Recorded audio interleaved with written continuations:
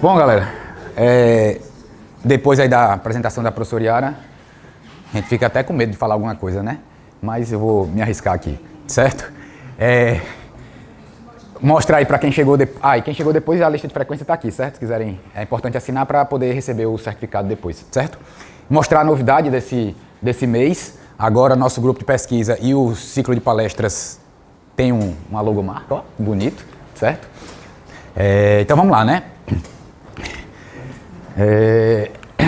Nossa conversa hoje vai ser falar um pouco sobre os paradoxos, né? Subtítulo aí, além das probabilidades. Eu escolhi alguns paradoxos relacionados com as probabilidades. Então, vamos nós. Namastê. O Deus que habita em mim, saúde o Deus que habita em vocês. Né? É uma saudação asiática, muito forte, né? Para a gente dizer um olá aí muito poderoso, né? Sejam todos muito bem-vindos. Antes de iniciar, eu sempre gosto de trazer um momento de reflexão, né? Quem já participou de alguma outra conversa aqui comigo sabe disso. Em geral, eu trago algum trecho de alguma música, alguma coisa que eu estou ouvindo, né? Que eu gosto bastante. E... Será, hein? Será que vai ser? Duvido que não sei. Vamos ver. Aí essa semana eu acho que foi terça-feira. Incrível, né? Aí eu tava pedalando e pensando, rapaz, o que é que eu vou refletir essa semana? Aí eu tava ouvindo a música e aí lembrei disso aqui. A medida de amar é... Quem completa?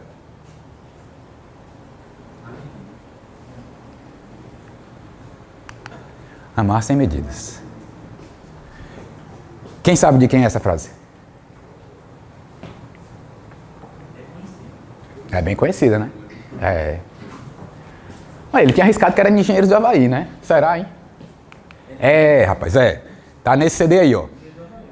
Na música chamada Números, 10 mil, no álbum 10 mil Destinos ao Vivo. Se eu não me engano, esse álbum é de 2000 e alguma coisa, esqueci, acho que é 2006, certo? Não, 2006 não, 2002 eu acho. Mas tô brincando. Quer dizer, tô brincando não, é sério, tá nessa música, certo? Mas é uma paráfrase de Santo Agostinho, tá? A medida de amar é amar sem medidas. E por que eu fiquei com essa na cabeça, né? Primeiro porque é importante, né? A gente amar, fazer o bem, né? Mas tem a questão da medida, né? Será que a gente vai falar sobre medida de alguma coisa? Paradoxos, medida, probabilidade. Quando a gente pensa em probabilidade, a gente está pensando em medir o quê? Daniel, dá uma pista aí. Eu pensei em probabilidade. O que é que a gente está medindo que está associado com a probabilidade? Chance, risco, né? Chance, risco, incerteza, né? Incerteza. Pois é, aí eu juntei essa coisa aí, né, dessa frase com essa outra aqui. A dúvida é o preço da pureza e é inútil ter certeza. Certo? Então, a dúvida, né? A gente está ligado com a probabilidade, né? É inútil ter certeza, né? Então, a questão da certeza, da dúvida, tudo isso aí tem a ver, né? Está relacionado com a probabilidade. E esse trecho aqui também é de Engenheiros do Havaí, tá na música Infinita Highway do CD do álbum A Revolta dos Dandies de 1987. As Revoltas dos Dandies. Ok? Então essa era a minha reflexão para a gente começar hoje, certo? E aí vamos lá, né? Falar um pouquinho sobre paradoxos, certo? Já ouviram essa palavra? Todo mundo? Alguém não sabe o que é? Alguém nunca ouviu essa palavra, pelo menos? Bom, né?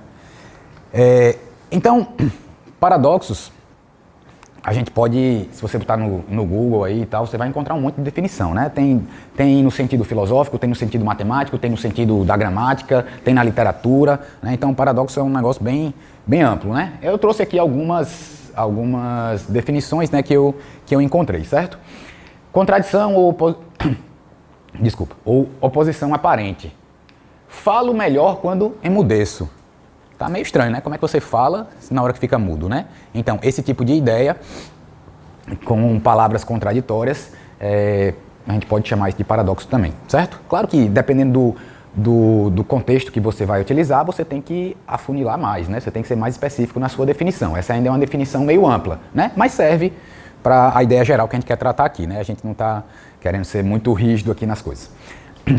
No dicionário, junção de palavras com sentidos opostos que, usados na mesma frase, têm o intuito de expressar ou causar uma contradição. Alegria triste é um exemplo de um paradoxo, né? Hoje de manhã, quando ele estava saindo de casa, não foi, Gustavo? Ele estava com um negócio gelado na mão, aí perguntou: papai, por que o gelo queima? Dá uma ideia de paradoxo também, né? O gelo gelado queimar, né? Que a gente associa ao fogo, né? Duas ideias contrárias, né? Não a frase em si, né? Que ele falou, porque foi uma pergunta, mas essa ideia, né? De oposição, de coisas contrárias, certo? Opinião contrária ao senso comum. Sua vitória como presidente foi um paradoxo político, né?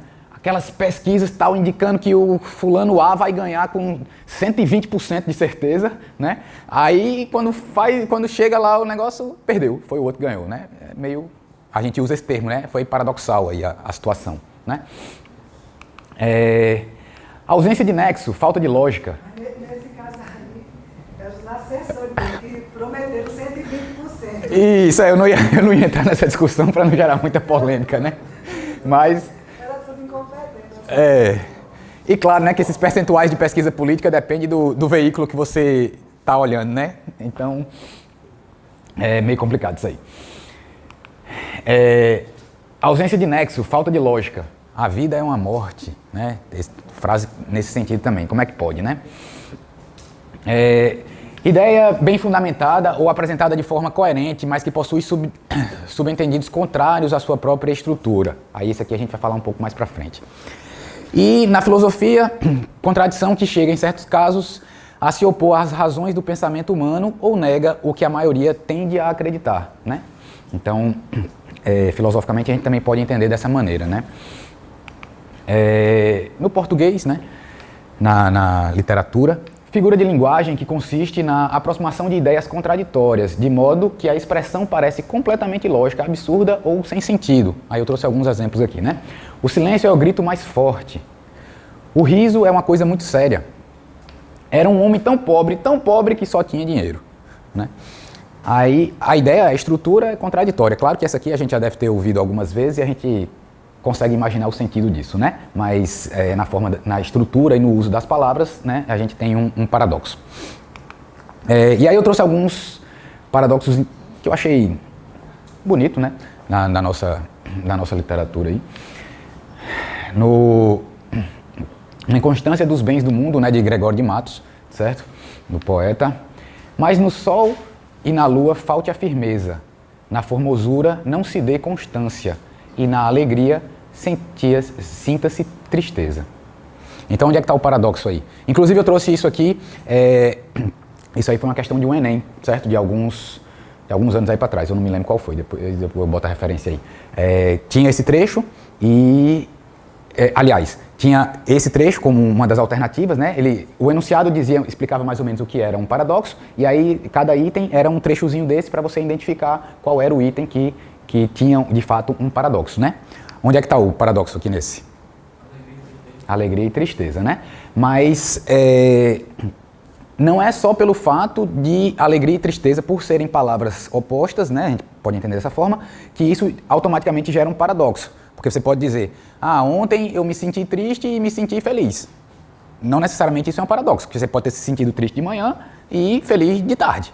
Não tem problema com isso. Agora você chegar e dizer, eu tô tão feliz que tô triste, aí é complicado, né? Aí é um paradoxo, certo? Ou o contrário, né? Eu tô tão triste que fico feliz, sei lá, alguma coisa nesse sentido, certo? Então não é só pelo mera junção das palavras numa determinada frase que isso automaticamente se torna um paradoxo, certo? Aí outro muito, muito bacana, de Vinícius de Moraes, na sua antologia poética, no poema O Operário em Construção. A casa que ele fazia, sendo a sua liberdade, era a sua escravidão, né? Então o paradoxo está aí entre as palavras, né, liberdade e escravidão. Bom, temos dois... Quando a gente vai estudar um pouco mais, de maneira mais formal, né, e ligado mais à teoria da linguagem, à filosofia ou matemática, né, a gente consegue classificar... A gente tem algumas classificações para os paradoxos.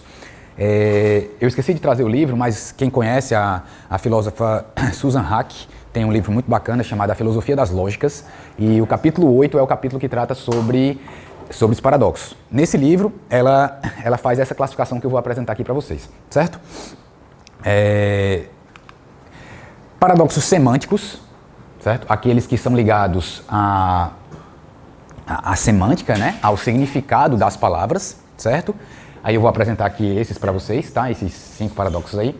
E paradoxos matemáticos. Aí a gente tem paradoxos sobre a teoria de conjuntos, paradoxos sobre o infinito, né? Eu vou falar desses aqui, né? Vai ser mais rápido, só para a gente passar. Paradoxos de Russell e o paradoxo de Cantor. Acredito que alguns de vocês devem conhecer pelo menos o paradoxo de Russell. Aí paradoxos sobre infinito existem um monte, né? É muito bacana quando a gente vai estudar infinito, é algo assim que a gente realmente foge ao nosso senso, né? A gente não consegue imaginar. E o exemplo clássico é do Hotel de Hilbert, né? O problema do Hotel de Hilbert. E paradoxo sobre probabilidade, aí a gente vai se concentrar mais nisso aqui, certo? Os outros eu vou mostrar mais a título de curiosidade, certo? Aí os semânticos, o paradoxo do advogado, o paradoxo do mentiroso, do barbeiro, da tribo e do prisioneiro, certo? Vamos lá. Paradoxos semânticos. Primeiro é o paradoxo do advogado, é um paradoxo muito conhecido na filosofia também, né? É uma história entre Protágoras, certo? Um sofista, e eu não sei precisar a época, sabe? De Demócrito? É mesmo, então pré-socrático, né? Aí ele já era... Não, eu quis dizer, na escola, no período pré-socrático, né? Isso. Então, ele ensinava muito retórica e tinha um discípulo, cadê o seu discípulo aqui? É Atlos, eu não sei se essa é a pronúncia, certo? E eles fizeram um acordo. O seu discípulo só iria pagar, aí na ideia matemática, né? Se e somente se, certo? Iria pagar as aulas se ganhasse a primeira causa, né? A sua primeira disputa judicial. Claro que aqui eu estou... os termos vão ser meio anacrônicos, né? Mas estou tentando atualizar aqui a ideia, certo? Então, aí beleza, ele teve as aulas e ficou em dívida lá com o professor. Quer dizer, ainda não estava em dívida, né, com o professor. Só ia ter que pagar se vencesse, se e quando, né, vencesse a primeira causa na justiça. Aí o cara foi esperto. O que foi que ele fez? Nunca entrou em nenhuma disputa judicial, para não ter perigo, né? Certo? Aí ficou lá, né? E aí o professor, Protágoras, ficou meio chateado com aquela situação, né? Esperando que ele resolvesse aquilo lá, né? Que ele entrasse numa disputa judicial para saber se ele ia ganhar ou perder. Bem, ele queria que o cara perdesse, né? Para ele poder receber o pagamento. Aí o que foi que Protágoras fez? Quem arrisca? Ele queria que o cara entrasse na primeira disputa judicial dele lá. Aí o que foi que Protágoras fez? Processou ele, né? Pronto, agora ele está na primeira disputa judicial dele, agora não tem mais para onde ele correr, né? E aí ele disse pro cara, né? Protágoras chegou lá para Atlos e, olha, não adianta, você vai ter que me pagar de qualquer jeito. Aí ele, por quê? Vamos lá, pense comigo. Se a justiça, ele processou Atlos por causa disso, né? Que ele estava demorando, né? Para entrar lá e ele tinha que pagar, né? Aí ele disse, olha, porque se a justiça der ganho de causa para mim, então você vai ter que me pagar, né? Porque era isso que ele estava acionando na justiça, para que Atlos pagasse a ele. Então, se eu ganhar a causa na justiça, você vai ter que me pagar, ok? Aí Atlos, ok. E se eu perder na justiça, significa o quê? Que Atlos ganhou. E pelo nosso acordo, como você ganhou sua primeira causa, você tem que me pagar. Todo mundo acompanhou o raciocínio? Aí Atlos disse, ok, mas vamos pensar da seguinte maneira agora. Aí agora eu sou Atlos, certo? Aí ele chegou lá para Protágoras e disse o seguinte, olha, a parada é a seguinte, pensando do mesmo jeito que ele, né? Se você ganhar na justiça, ou seja, se a justiça der ganho de causa a você, eu perdi a minha primeira causa na justiça. Então eu não lhe pago, porque o nosso acordo era se eu ganhasse, eu não lhe pago. E se a justiça der ganho de causa a mim, né? Então eu não lhe pago pelo nosso acordo, né? E se a justiça der ganho de causa a mim, eu não lhe pago pela decisão judicial. Aí Protágoras fez. É mesmo, né? Agora deu rolo, né? E aí? E aí esse é um dos primeiros paradoxos que a gente tem na história, né, contada dessa forma. Bem, verdade ou não, eu não sei, né? Mas é contada essa história, é bem conhecida, certo? Então, né, aqui está resumido, né? Protágoras acionou a justiça contra seu discípulo, né? Tudo que eu contei aqui e tal. Então, ele teria que pagar, ganhando ou perdendo, e Atos argumentou com o mesmo tipo de raciocínio, mas mostrando a situação contrária, né? Que ele não iria pagar, certo? E aí quem tem razão? Ninguém, né? Ou os dois, se você quiser. Os dois têm razão, dependendo do ponto de vista que você assuma, né? Mas o que é interessante dessa história não é só a questão do paradoxo em si. É porque a partir desse tipo de situação surge o que a gente chama de lógica deôntica. Deôntica, o termo deôntico vem de deon, né, do grego, que é dever, ou a lógica que estuda e analisa as normas, né? Então, o direito se vale muito, né, das lógicas deônticas. É a gente estudar o que de fato é válido, né, e que deve ser cumprido como norma, tá? Rapaz, eu nunca, é verdade, eu já ouvi, não sei nem, mas nunca tinha pensado nisso. Quando não havia, por exemplo, código de ética da medicina, da farmácia, dos cursos, né? Chegar aqui perto para poder gravar aqui, né? Era a deontologia aplicada àquela função específica, ao médico, ao engenheiro, ao farmacêutico e por aí vai, né?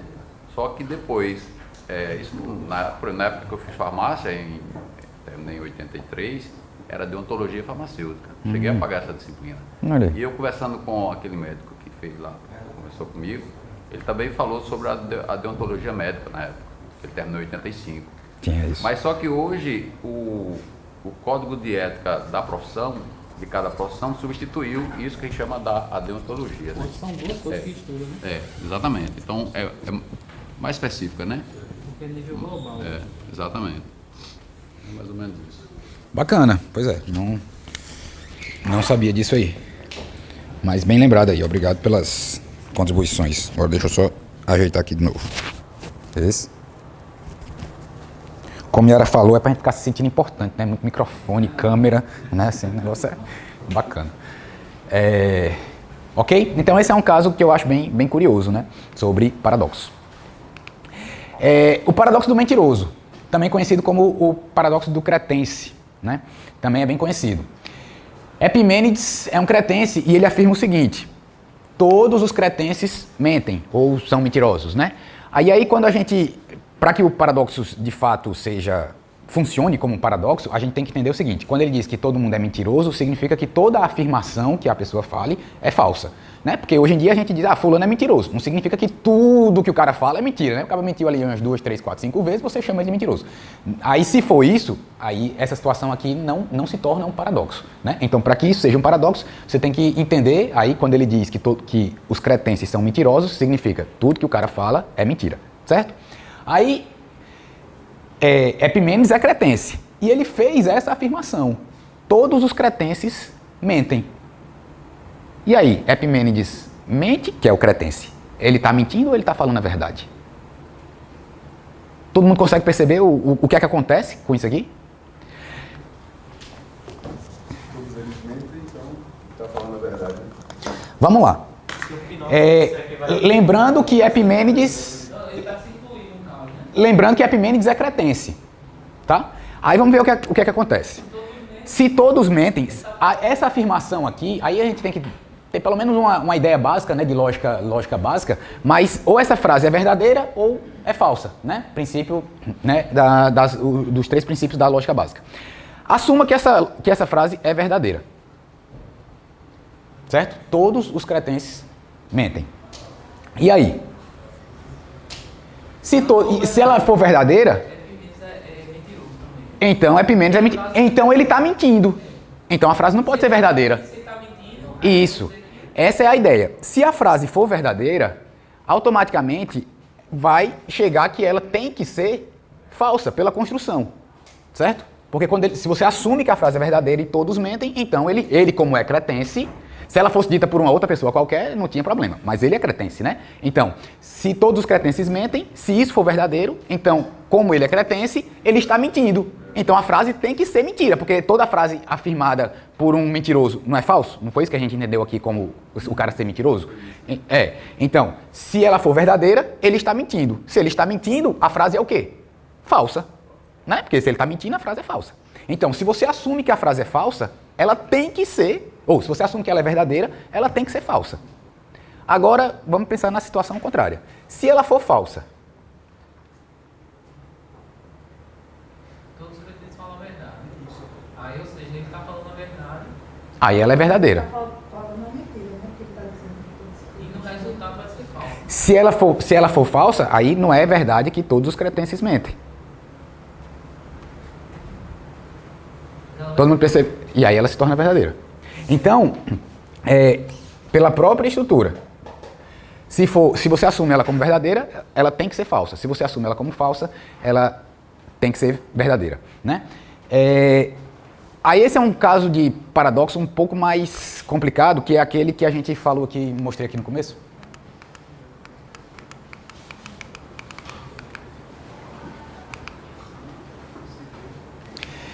Mas que possui subtendidos contrários à sua própria estrutura, que é esse tipo de situação, no estudo da lógica e tal, a gente chama isso aí mais de antinomia, certo? Antinomia é quando a própria estrutura, a própria estrutura da situação gera situações desse tipo, que se ela for falsa, tem que ser verdadeira, e se for verdadeira, tem que ser falsa, entendeu? É um tipo de paradoxo um pouco mais detalhado, ok? Então esse é conhecido como o paradoxo de Epimênides, do cretense ou do mentiroso. Ele também é conhecido em algumas variantes, certo? Imagina aí, ó. A frase a seguir é falsa. A frase anterior é verdadeira, certo? Então vamos lá. Se você assume que... Peraí, deixa eu ver que eu posso ter escrito errado também, né? Mas vamos pensar para ver se eu escrevi certo aqui.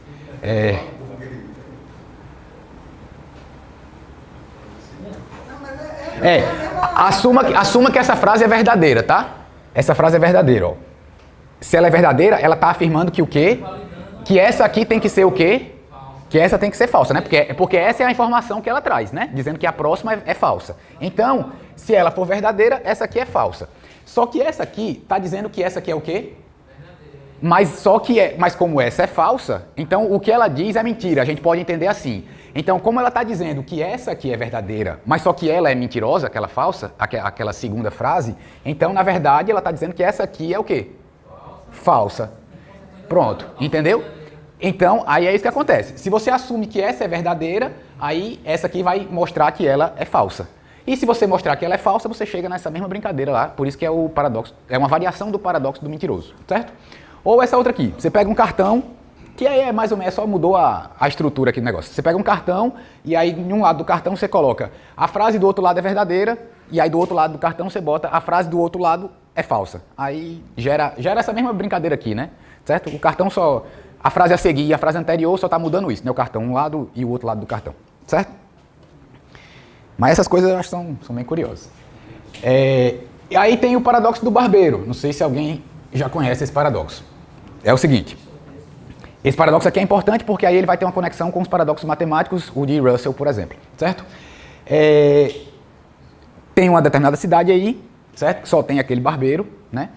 E é o seguinte, o barbeiro barbeia todas as pessoas que não barbeiam a si próprio. Por exemplo, o barbeiro está lá, a lojinha dele lá, certo? A barbearia dele. Aí, eu não sei me barbear, por exemplo. Então, o barbeiro me barbeia ou não? Sim, né? Porque eu não me barbeio. Então, o barbeiro barbeia todo mundo. O barbeiro você troca pelo que você quiser, né? Corta cabelo, né? O que você quiser colocar aí no texto. Então, o barbeiro só faz a barba de quem não se barbeia mesmo. Bem, aí se eu não sei fazer a barba, eu vou lá no barbeiro. Certo? Aí a pergunta é, e o barbeiro? Ele barbeia ele mesmo? Ele barbeia ele mesmo? Ele não sabe se barbear. Se ele fosse... Mas consegue perceber o paradoxo aí? Alguém já percebeu? Mas ele sabe barbear. Assuma que o barbeiro barbeia ele mesmo. Mas a nossa premissa é o quê? Que ele só barbeia quem não se barbeia.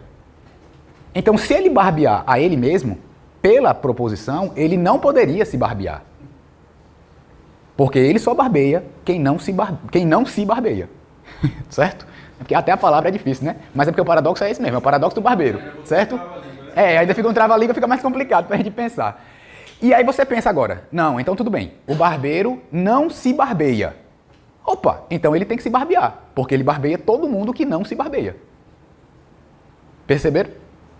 Se tá dando tilt aí em tic-teco, decora e aí em casa vai dormir pensando nessas coisas. Aí, se você chegar numa solução, você avisa e apresenta, que aí olha que grande descoberta, né? Como é que você resolveu o problema, certo?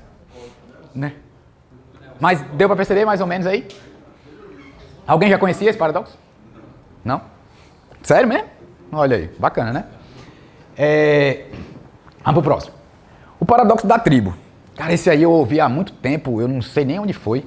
Esse do barbeiro é bem famoso, esse aqui eu acho que nem tanto, mas alguém me contou essa história. É o seguinte, você foi pego lá numa floresta por uma tribo indígena, certo? E que sabia de tudo. Aí vamos explicar o que é que significa esse saber de tudo, né? Significa que qualquer proposição que você diga, aí a gente tem que entender, né? Uma proposição é uma afirmação que pode ser classificada como verdadeira ou falsa, certo? Seguindo os princípios da lógica clássica, tá? Ou seja, não pode ser uma interjeição, uma interrogação, certo? Uma ordem, nada disso. Tipo, a cadeira é preta, né? Uma frase, uma sentença que pode ser classificada como verdadeira ou falsa. Então, quando a gente está dizendo que a tribo sabe de tudo, significa qualquer frase desse tipo, qualquer proposição, ele vai saber dizer se é verdadeira ou falsa. Qualquer coisa que você diga. Até coisas... extrapolar aqui, né? Deus existe. Questões bem, né, polêmicas. Bom, ele vai saber se existe ou não, certo? A tribo sabe classificar qualquer proposição em verdadeira ou falsa. É isso que significa sabe de tudo, tá? Aí, como você era um invasor lá da terra deles, eles iam lhe matar. Mas aí lá era o seguinte, você vai ter que falar uma sentença. E se aquela sentença que você falar for verdadeira, você morre queimado. Se ela for falsa, você morre afogado. O caba era lógico. Eu esqueci de dizer isso aí no enunciado. O cara era um matemático lógico. Aí fez, tô salvo. E aí, como é que ele se salvou? Eu vou morrer afogado. Bicho, foi tão fácil assim. Você é lógico também, né? Tu já conhecia? Porque isso é tudo uma versão do paradoxo do Pinóquio. Eu não conheço por esse nome. Qual é o paradoxo? Se o Pinóquio falar, eu estou mentindo, Pronto. o nariz dele vai crescer ou... Então, na verdade, eu não lembrava desse nome, mas já tinha ouvido. A ideia do paradoxo do Pinóquio vem lá do paradoxo do mentiroso, né? Do cretense, certo? É tudo a mesma coisa. Todo mundo aí ouviu o que o Matheus falou? Então, ele afirma, eu vou morrer afogado. Se for verdadeiro, ou seja, se ele morrer afogado, a frase foi verdadeira. Então ele deveria ter morrido o quê? Queimado. E se ele morrer queimado, o que ele disse foi o quê? Falso. Então ele deveria ter morrido afogado. Aí na hora que ele diz isso lá pra tribo, aí o caba faz, eita, agora bugou, né, o negócio. E aí, o que é que eu faço, né? Coloca fogo nele e joga na água. Meu amigo. Não tem. Rapaz, o caba arranjando jeito pra livrar o caba e o outro pra incriminar, né? É o advogado e o promotor, né? Meu amigo. Ele não gosta de engraçadinho. Pois é, ele vai dizer, você é engraçadinho demais, né? Tá bom. Eu nunca tinha pensado nessa solução pro lado da tribo, né? Pro lado do matemático tinha essa outra solução aí. Propôs, exatamente, foi com os dois. Isso. Aí outro bacana também é o paradoxo do prisioneiro. A Maria tá com muita sentença de morte hoje aqui, né? Nesses paradoxos. Mas vamos lá. Esse é o seguinte. Um prisioneiro foi condenado à morte, certo? Sentença de morte. Aí, isso era num sábado, quando o juiz decretou a sentença, e a sentença foi dita da seguinte maneira. Na semana que vem, ou seja, a partir do próximo dia, né? Era no sábado. Aí, na semana que vem, será executada sua sentença em um dia inesperado para você. Ou seja, você não vai saber qual é o dia. Será na semana que vem, de domingo a sábado, né, da outra semana. Aí o cara era matemático e lógico também. Não, eu dando os exemplos com matemática e lógico, tudo enrascado, né, em situações como essa. Não tá dando muito certo não, né. Mas aí ele percebeu o seguinte. Deu um sorrisinho, tô salvo. Por quê? Vai, Matheus, agora. Como é que ele se salvou? Em algum dia da próxima semana. Ele ia morrer, né, a sentença seria executada entre domingo e sábado da próxima semana. Mas num dia que o prisioneiro não sabia, não seria anunciado previamente. Vai ser na quarta-feira, vai ser, né? Ia ser num dia inesperado para o prisioneiro. E aí ele deu um risinho e fez, tô salvo. Por quê? Explica o raciocínio dele. No domingo. Por quê? porque aí ele não vai ser inesperado se ele morrer no domingo. Então ele só poderia morrer da segunda pra frente. Aí ele vai esperar que ele vai morrer na segunda. Aí ele não pode ser na segunda, e assim sucessivamente. Entendi não, ó. Não, Diga de ele novo. vai ficar esperando que ele vai morrer no domingo. Se no domingo... No domingo, no dia seguinte, é? Porque aqui ele foi dito... Não, mas aí se ele morrer na terça, foi inesperado, né? Mas, primeiro, então ele não pode morrer no domingo. Domingo passou, aí vai estar esperando que ele morra na segunda. Segunda passou, vai estar esperando que ele morra na terça. Assim sucessivamente. Todo mundo entendeu aí a ideia? Mas aí seria inesperado, né? Se ele tá esperando morrer, Tá esperando. então ele não vai morrer, porque tem que ser inesperado. Você está esperando morrer no dia seguinte? Rapaz, eu gostei da tua resposta. A que eu tinha era muito parecida com essa, mas era de trás pra frente. Você começou do domingo pro sábado, né? A minha era do sábado voltando. Mas eu gostei. Eu vou até refletir mais sobre ela pra ver se tem algum furo lógico aí, mas não me pareceu não. A princípio não me pareceu que tinha nenhum furo não. Achei interessante. Mas deixa eu apresentar a minha também, certo? Pra gente compartilhar aqui. A ideia era mais ou menos a seguinte. É porque no seu caso, você está colocando que ele ficou esperando, né, pro domingo, aí o domingo passou, aí ele ficou esperando na segunda, né, e tal. Essa que eu vou apresentar, ver se acompanham aí a ideia. Ele vai pensar assim, ó. Eu não posso morrer no outro... Aliás, eu não posso morrer no próximo sábado. Eu não vou morrer no próximo sábado, né, que era o último dia, né, da outra semana. Como é que eu sei que isso não vai acontecer? Bem, se até a sexta-feira eu estiver vivo, então eu elimino o sábado, né? Eu não vou poder morrer no sábado. Se eu cheguei vivo até a sexta-feira, então o último dia que me restava, né? Vamos escrever aqui. Ah, entendi. Eu acho que Domingo, segunda, terça, quarta, quinta, sexta e sábado, né? Aí ele vai argumentar que ele não pode morrer no sábado. Por que ele não pode morrer no sábado? Porque para ele morrer no sábado, ele tem que estar vivo até a sexta-feira. E aí se ele estiver vivo até a sexta-feira, aí já não é mais surpresa. O dia mesmo vai ser o sábado. Ok? Todo mundo acompanhou? Então, sábado não vai ser o dia. Então ele já sabe que não é sábado. Aí agora, por indução, né? Então aí ele já vai dizer, também não vai ser na sexta. Por quê? Porque para que seja na sexta, eu tenho que estar vivo até a quinta. E aí se eu chegar vivo até a quinta-feira, eu sei que não é na sexta. Aí você já matou a sexta. E aí, de novo, né? Por indução, aí você vai eliminando, ó, de trás para frente, todos os dias, e aí ele escapa do negócio. Certo? Será? Não, ele não escapa. Aí, depois vocês pesquisam sobre esse paradoxo, certo? Outro engraçadinho também, certo? Mas aí Ei, mas o final que era pra você. Ok? Então, esse é um tipo de raciocínio, né, pra ele escapar aí, certo? Pronto. Ok? Então, esses são paradoxos semânticos, né, que tem a ver com a linguagem, né, a interpretação e o uso das palavras, tá? E agora vamos começar com alguns dos paradoxos matemáticos. Paradoxo sobre teoria dos conjuntos. Muito bacana. O primeiro, que eu vou apresentar, né, é o paradoxo de Russell, em 1901. Alguém já ouviu falar de Russell? Bertrand Russell? Já que você estava na minha outra palestra, eu já falei dele. Isso era para você lembrar, viu? sou ruim de nome. Ah, tá bom. Russell foi um engraçadinho desses que a gente estava falando, né? Que destruiu o projeto logicista de Frege, né? Frege trabalhou a vida todinha com uma ideia, né? Que era de reduzir a aritmética, a matemática, né? A lógica, né? A princípios básicos da lógica. E trabalhou a vida todinha e tal. Aí quando ele disse, consegui, eureka, consegui, publiquei meu livro, mandei para a editora, né? Aí mandou uma carta para Russell também, avisando, né? Digamos assim, uma primeira cópia, né? Para Russell, para dar uma olhada, né? Eles eram amigos, para ele dar uma olhada e ver se estava tudo bacana, né? No trabalho que ele tinha feito. Mas ele já tinha mandado para gráfica, né? Vamos chamar de gráfica, né?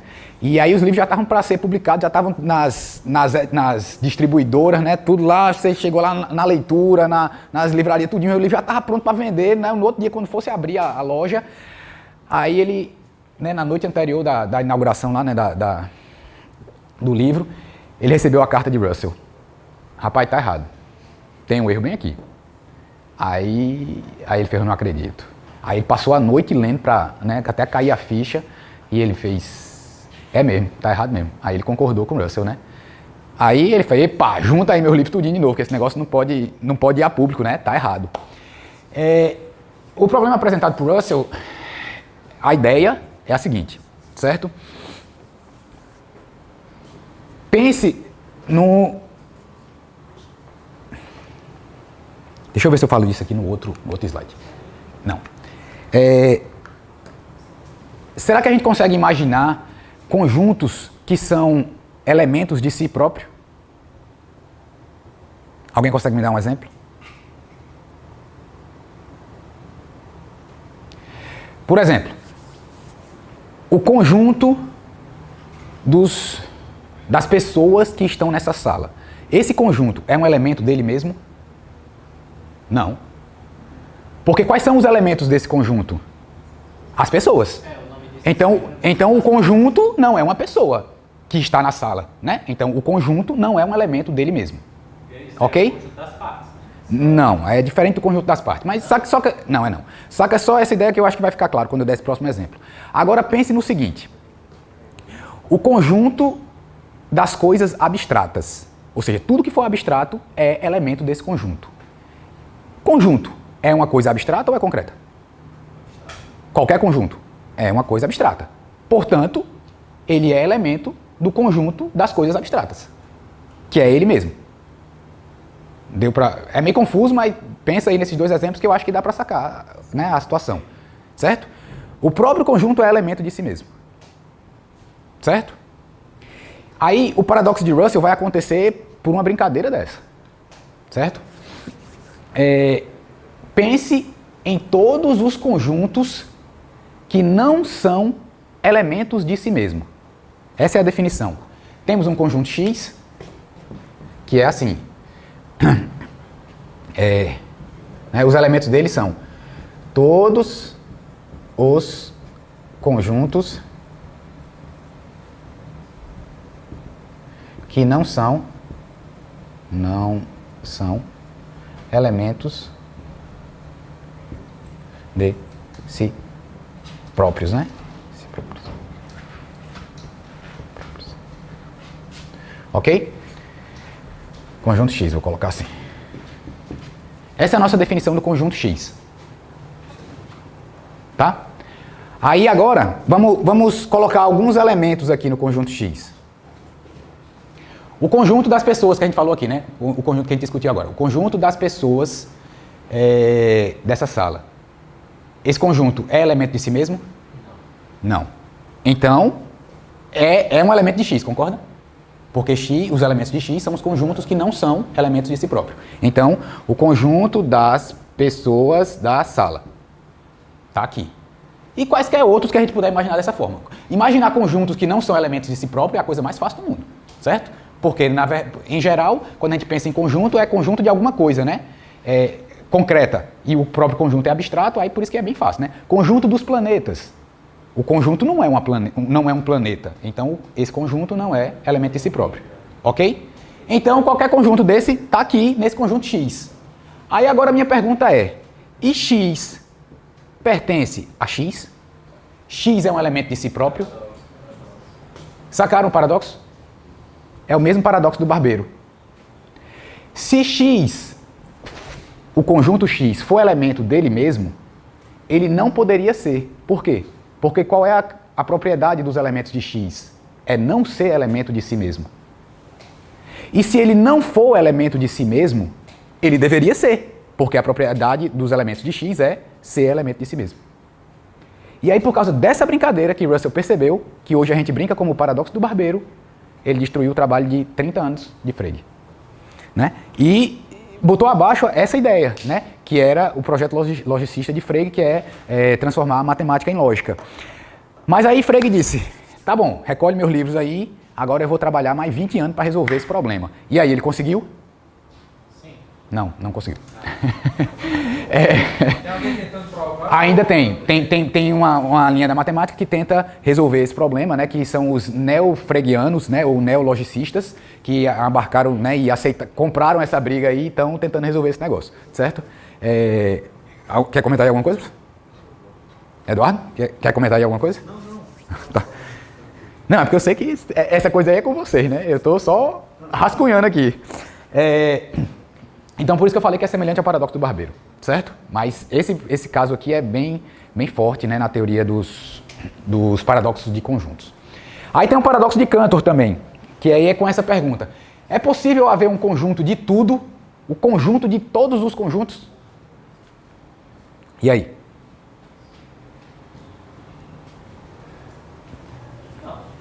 Não? Por quê? Porque precisaria também ser um elemento dele mesmo. É mais ou menos nessa linha aí, certo? Porque se você imaginar um maior conjunto ou o conjunto de todos os conjuntos, ou seja, aquele conjunto onde você bota todo o resto que existe dentro dele, né? Então não tem nada maior que ele, né? Porque ele é o maior. Ele junta tudo que existe. Se ele junta tudo, não tem como ser maior do que ele, certo? Aí a gente tem o negócio dos conjuntos das partes que você falou. A gente sabe que o conjunto, a cardinalidade, né, do conjunto das partes é sempre maior do que a cardinalidade. Bem, se tem alguém que é fora da matemática, né, cardinalidade a gente pode entender como a quantidade de elementos do conjunto, né? Não é exatamente assim quando a gente fala de cardinalidades infinitas, né? Mas vamos ficar com essa ideia, né, para a gente não aprofundar muito. Então, a gente sabe que a cardinalidade do conjunto das partes é sempre maior do que do próprio conjunto. Portanto, se você assume que existe um maior conjunto, aí dá errado, né? Porque o conjunto das partes desse cara tem que ser maior do que ele. Então, esse é o paradoxo de Cantor, certo? Bem, eu não sei se ele destruiu o sonho de alguém por causa disso não, mas é o paradoxo que ele propôs. Ok? Bem... Uma grande decepção Para quem? da matemática para mim. Saber que tem um infinito maior do que outro. Ah, pois eu fiquei tão curioso com isso, eu achei lindo esse negócio. Eu achei assim, eu digo, gente, destruiu tudo que eu pensei, porque eu ficava dizendo o tempo inteiro, infinito, não, porque a gente escuta isso, né, na sala de aula. Que os infinitos, não, infinito é infinito, então infinito tem um infinito maior do que o outro, aí a gente vai para a cardinalidade, aí tem. E principalmente quando a gente é criança, né? O meu é infinito, eu tenho infinitos não sei o quê, né, quando o cara quer disputar com um amiguinho, né? Eu tenho infinitas figurinhas, aí o outro diz, não, eu tenho infinito mais um. Né? Aí o outro, não, eu tenho o seu infinito mais 10, né? Aí eu lembro bem com essas brincadeiras. É infinito mais infinito, pois é, né? Eu achava que era só um mesmo também. Um só infinito. Ah, pois você... O maior de todos é um. Não, pois não... Ah, pois não é não. Foi uma decepção enorme. Pois você vai se espantar quando você for estudar infinito, né? E aí tem muita coisa, né, sobre infinito. O paradoxo de Hilbert, né, que é o que a gente vai pincelar aqui rapidinho, é bem curioso, mas quando você vai ver, tem... a hipótese do contínuo, né, de Riemann e tal, tem muita coisa bacana, né, sobre infinito, tá? O paradoxo de Hilbert, alguém conhece? Aliás, alguém não conhece, né, porque é bem famoso esse paradoxo, né? Não conhece? Não, todo mundo conhece, né? Então eu vou passar bem rápido por ele, certo? A ideia é o seguinte, existe um hotel, como está aqui na imagem, né? O grande hotel de Hilbert, né? Não temos vagas, mas a gente pode mexer aí com algumas pessoas, né? A ideia é, tem um hotel com infinitos quartos, aí tem que ser bem claro, né, infinito numerável, né? Eles são numerados de 1 a infinito, né? E aí chega um hóspede lá, né, um novo hóspede. Chega lá e tal, aí chegou na recepção, rapaz, eu tô querendo me hospedar. Aí o cara diz, não, o cara da recepção, felizmente não vai dar não, tá? Todos os quartos estão cheios. Aí o gerente chega mesmo na hora, né, escuta o cara dizendo isso, né? Aí o gerente é matemático, né, e gostava de infinito. Aí ele, se preocupe não, a gente arranja um quartinho pra você. Aí o cara disse, tá bom. Como foi que o gerente resolveu? Tá aqui, né? O quarto com infinitos, o hotel com infinitos quartos, todos ocupados, ó. Na frente de cada um você tá vendo que tem uma pessoinha na frente, né? Sim, aí a gente tem que fazer alguns pressupostos, né? Não podia botar duas pessoas juntas no mesmo quarto, né? Esse tipo de coisa, certo? Mas entenderam a brincadeira. Aí, o que é que ele faz? Ora, se são infinitos, eu coloco o cara que está no quarto 1, vai para o quarto 2. Opa, mas você não falou que não podia ficar duas pessoas? Aí nessa mesma hora você tira o cara do quarto 2 e joga ele para o quarto 3. E assim, todo mundo já entendeu a ideia, né? Aí do 3 vai para o 4, do 4 para o 5, do 5 para o 6, E por que eu posso fazer esse processo? Porque eu tenho infinitos quartos. Se a quantidade de quartos fosse finita, acabava, né? Podia ser 1 milhão, aí acabava ali no 1 milhão, 1 bilhão. Bem, qualquer número finito que fosse, por maior que ele fosse, ia acabar uma hora. Então, como é infinito, como a quantidade de quartos é infinita, eu posso continuar fazendo esse processo, né, para sempre, certo? E aí, quando ele faz isso, né, empurrou o cara do quarto 1 para o quarto 2, né, foi empurrando todo mundo para frente, aí o que é que aconteceu com o quarto 1? Tá vago, e o cara foi para lá. Tem algumas variações desse problema também, certo? Chegando infinitos passageiros, depois infinitos ônibus com infinitos passageiros, e depois tem uma, ainda que eu achei bem interessante, é chegando um ônibus com infinitos passageiros contínuos, sem ser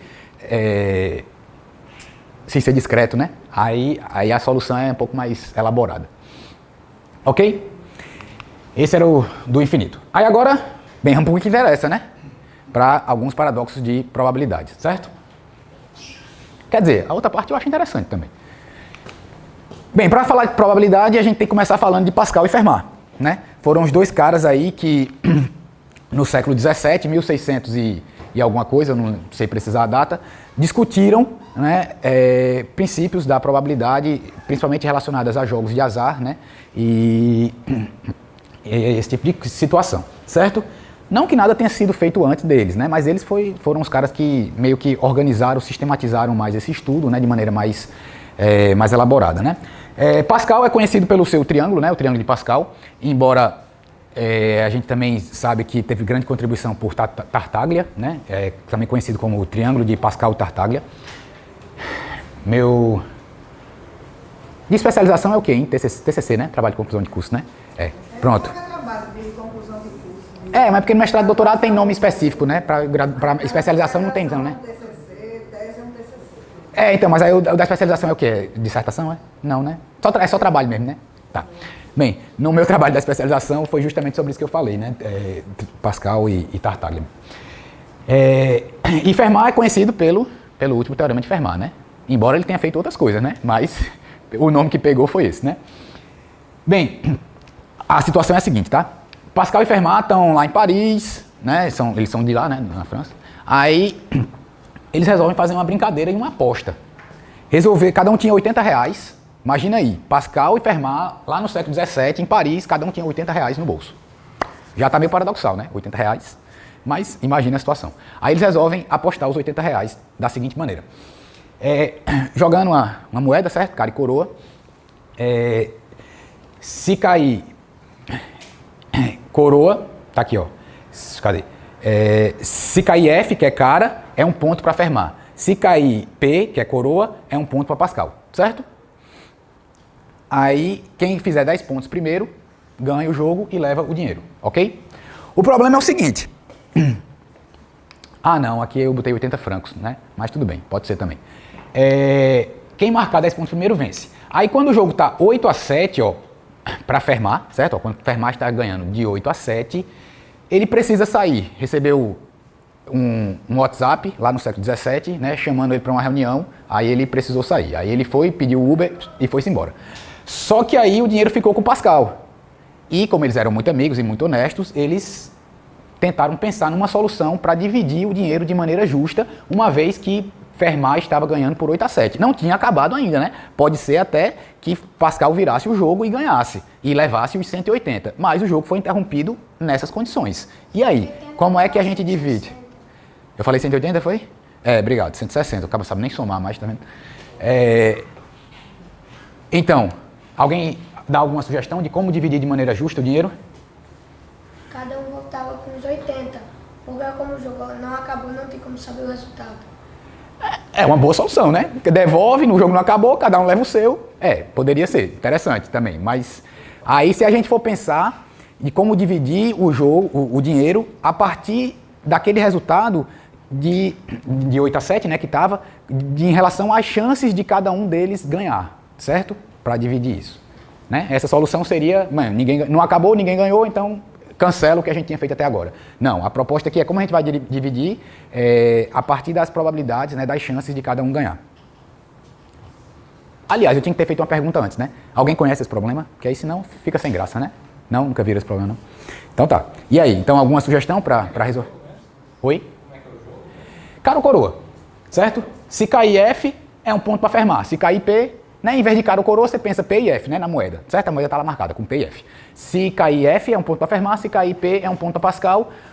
Quem fizer 10 primeiro ganha. Quando está 8-7, para Fermat, o jogo é interrompido. E aí, como dividir o dinheiro de maneira justa? Você calcula a probabilidade de cada um ganhar. Você pode calcular calcular só de um deles, né, e pegar o complementar depois. E aí você divide, você multiplica 180 por esse valor de alguém. Uma parte vai para esse que tem mais probabilidade, ou uma parte vai para quem tem menos probabilidade. Se lembra que você está no século XVII, a probabilidade ainda não existe, né? Como eu falei. Eles que começaram, foi isso que eu falei. Eles que começaram essa brincadeira toda aí. Por um problema, historicamente é um problema muito parecido com isso aqui, tá? Foi uma disputa dessa, mas não foi um problema que aconteceu real, foi uma carta que Fermat recebeu de... Eu não lembro quem foi o cara, que escreveu para ele uma carta sugerindo essa situação. E aí perguntando a ele como é que ele daria a resposta. Aí ele começou a conversar, trocas de cartas com o Pascal para resolver o problema, tá? Mas a situação é ilustrada aqui, mas é bem semelhante ao que foi proposto para Fermat resolver. Essa é uma ideia, né? E claro, aí você está falando de uma maneira bem abstrata. Calcula a chance de um ganhar, o complementar é a chance do outro ganhar e divide, né? Mas sim, e aí como é que a gente faz isso, né? A ideia que ele sugeriu foi a seguinte, ó. Primeiro a gente tem que concordar que o jogo vai acabar em, no máximo, 4 rodadas. Todo mundo entende e aceita isso? Por quê? Se é quem fizer 10 pontos primeiro, então a disputa só pode chegar até 19, certo? Né? Porque poderia ter empatado 19 rodadas, certo? Por quê? Porque com 19 rodadas vai estar no máximo quanto? Vai estar 10-9, aí acaba. Né? Em 18 rodadas, se o jogo não acabou até 18 rodadas, é porque está 9-9, certo? Né? Se ele chegou até 18 rodadas, está 9-9. Então, com mais uma, ele acaba. Ok? Então, o jogo termina com, no máximo, 19 rodadas. Já foram 15, né? Porque está 8-7, certo? Então, faltam 4 rodadas. De acordo? No máximo, 4 rodadas, né? Pode ser que acabasse em mais 2, né? Para quem está ganhando? Para Fermat, né? Para Fermat, que estava com 8, ele acaba, no mínimo, em 2 ou, no máximo, em 4. Ok? Então, vamos lá. Aí, fazendo em 4, ó, as chances, os possíveis resultados são esses, né? Ó, pode ser que 4 de Fermat, 3 Fermat e 1 Pascal, certo? Aí aqui essa anotação acho que todo mundo entende, né? Dá uma olhada aí, mas é isso que eu estou querendo representar. E aí, de vermelho, o que é que está marcado? De vermelho está marcado, dessas 16 possibilidades de o jogo acabar, está marcado de vermelho aquelas em que Fermat ganha, certo? Ó, ele ganha nessa, ele ganha. Fermat ganha sempre que ele tiver 2 vitórias antes das de Pascal, né? Porque não falta só 2 pontos para ele. Então, ele ganhando 2 antes das vitórias de Pascal, ele ganha. Aqui ele ganha, porque aqui Pascal só tem 1 vitória, ó, né? Opa, aqui, ó, Pascal tem 2, mas ele tem as 2 dele antes, né? Então ele vai fazer os 2 pontos finais dele aqui, ó. Vamos pegar aqui. Aqui ele ganha também, né, ó? Porque tá 8-7 para ele. Aí aqui ficou 8-8, 9-8, 10-8, né? Então todo mundo entendeu aí a brincadeira, né? Pronto. Então, das 16 possibilidades, Fermat ganha em quantas? Em 11. E Pascal ganha nas outras 5. E aí foi essa a sugestão dele. Então, 11 16avos do total é de Pascal, de Fermat, desculpa, e 5 16avos é de Pascal. Todo mundo sacou a ideia? Então ele vai dividir nessa razão, de 11 para 5. Por quê? Porque ele tem 11 chances de ganhar, Fermat tem 11 chances de ganhar contra 5 de Pascal. E aí 11 16avos do total, o total são 160, né? Então, 110 francos para Pascal, para Fermat, desculpa, e 50 francos para Pascal. Ok? Todo mundo sacou aí a ideia? Então, essa ideia dele aí foi muito bacana. Mas isso também nos cabe lembrar o seguinte, o problema era como dividir de maneira justa. Aí a gente tem que lembrar que justiça não é um conceito matemático. Justiça é um acordo social, né? Tanto é que hoje o que a gente chama de justiça é diferente da justiça lá dos gregos, é diferente da justiça, né, em qualquer dos árabes, por exemplo, que embora, né, os árabes de agora, né, que somos contemporâneos, mas outro povo, né? Então, conceito de justiça é um conceito social. E aí eles, quando o Fermat propõe isso aí, eles concordaram que isso era uma maneira justa. Porque a outra maneira justa podia ter sido como o Gustavo sugeriu, né? Pronto, estava resolvido o problema, certo? Então, matemática não resolve o problema de justiça. Não do conceito, né? As pessoas aceitam uma determinada situação como justa e aí a matemática faz a conta para dividir o dinheiro, por exemplo. Certo? Essa é a ideia. Bem, outro paradoxo. Sim, aí agora a gente vai falar de probabilidade mesmo, né? Aqui era para mostrar que o início da probabilidade foi ali com eles dois, com esse problema, esse problema é famoso também, certo? Paradoxo da corrida. Maria, João, Ana e José disputarão uma corrida. Antes de iniciar a corrida, camisetas numeradas de 1 a 4 são distribuídas entre eles, certo? Aí dois itens aí, duas situações. Rapidinho, me responda aí, qual é a probabilidade de Maria vencer? Maria é Qual? da direita ou da esquerda? Não, aí tanto faz, né, bicho? Tu chama de Maria quem tu quiser. Tem duas meninas aqui no meio e dois meninos aqui na ponta. Você quer que seja... Não, não é pela que... Essa imagem aqui é tipo aquelas de hambúrguer do McDonald's, né? O hambúrguer assim, aí embaixo, figura meramente ilustrativa, né? Pronto, não, aqui são os 4 meninos correndo, você não tem como saber quem tá na frente, quem tá ganhando, certo? É só pra ilustrar, tá, a figura. 25% a probabilidade de Maria vencer, correto? Um quarto, né? Um quarto, todo mundo de acordo? 25%? Não, algumas pessoas falaram aí, de acordo, né? Eu ouvi. Eu vou extrapolar no exemplo pelo seguinte, o que a gente tem que discutir aqui é a questão de espaços amostrais equiprováveis ou não equiprováveis, né? Por que eu imagino, né, que você tenha respondido 25%? Porque tem 4 crianças, né? Cada uma tem a chance de igual, né, de ganhar. Extrapolando o exemplo, vamos pensar o seguinte. Eu vou jogar na Mega Sena, qual é a chance de eu ganhar? 50%. Por quê? Porque ou eu acerto o número ou eu erro o número. E aí? Por que está errado meu raciocínio? É o mesmo raciocínio que você usou para cá. Mais ou menos, ele falou como objeto, não sei o que, ele usou os termos físicos corretos. O jogo é um objeto também, né? O jogo da Mega Sena.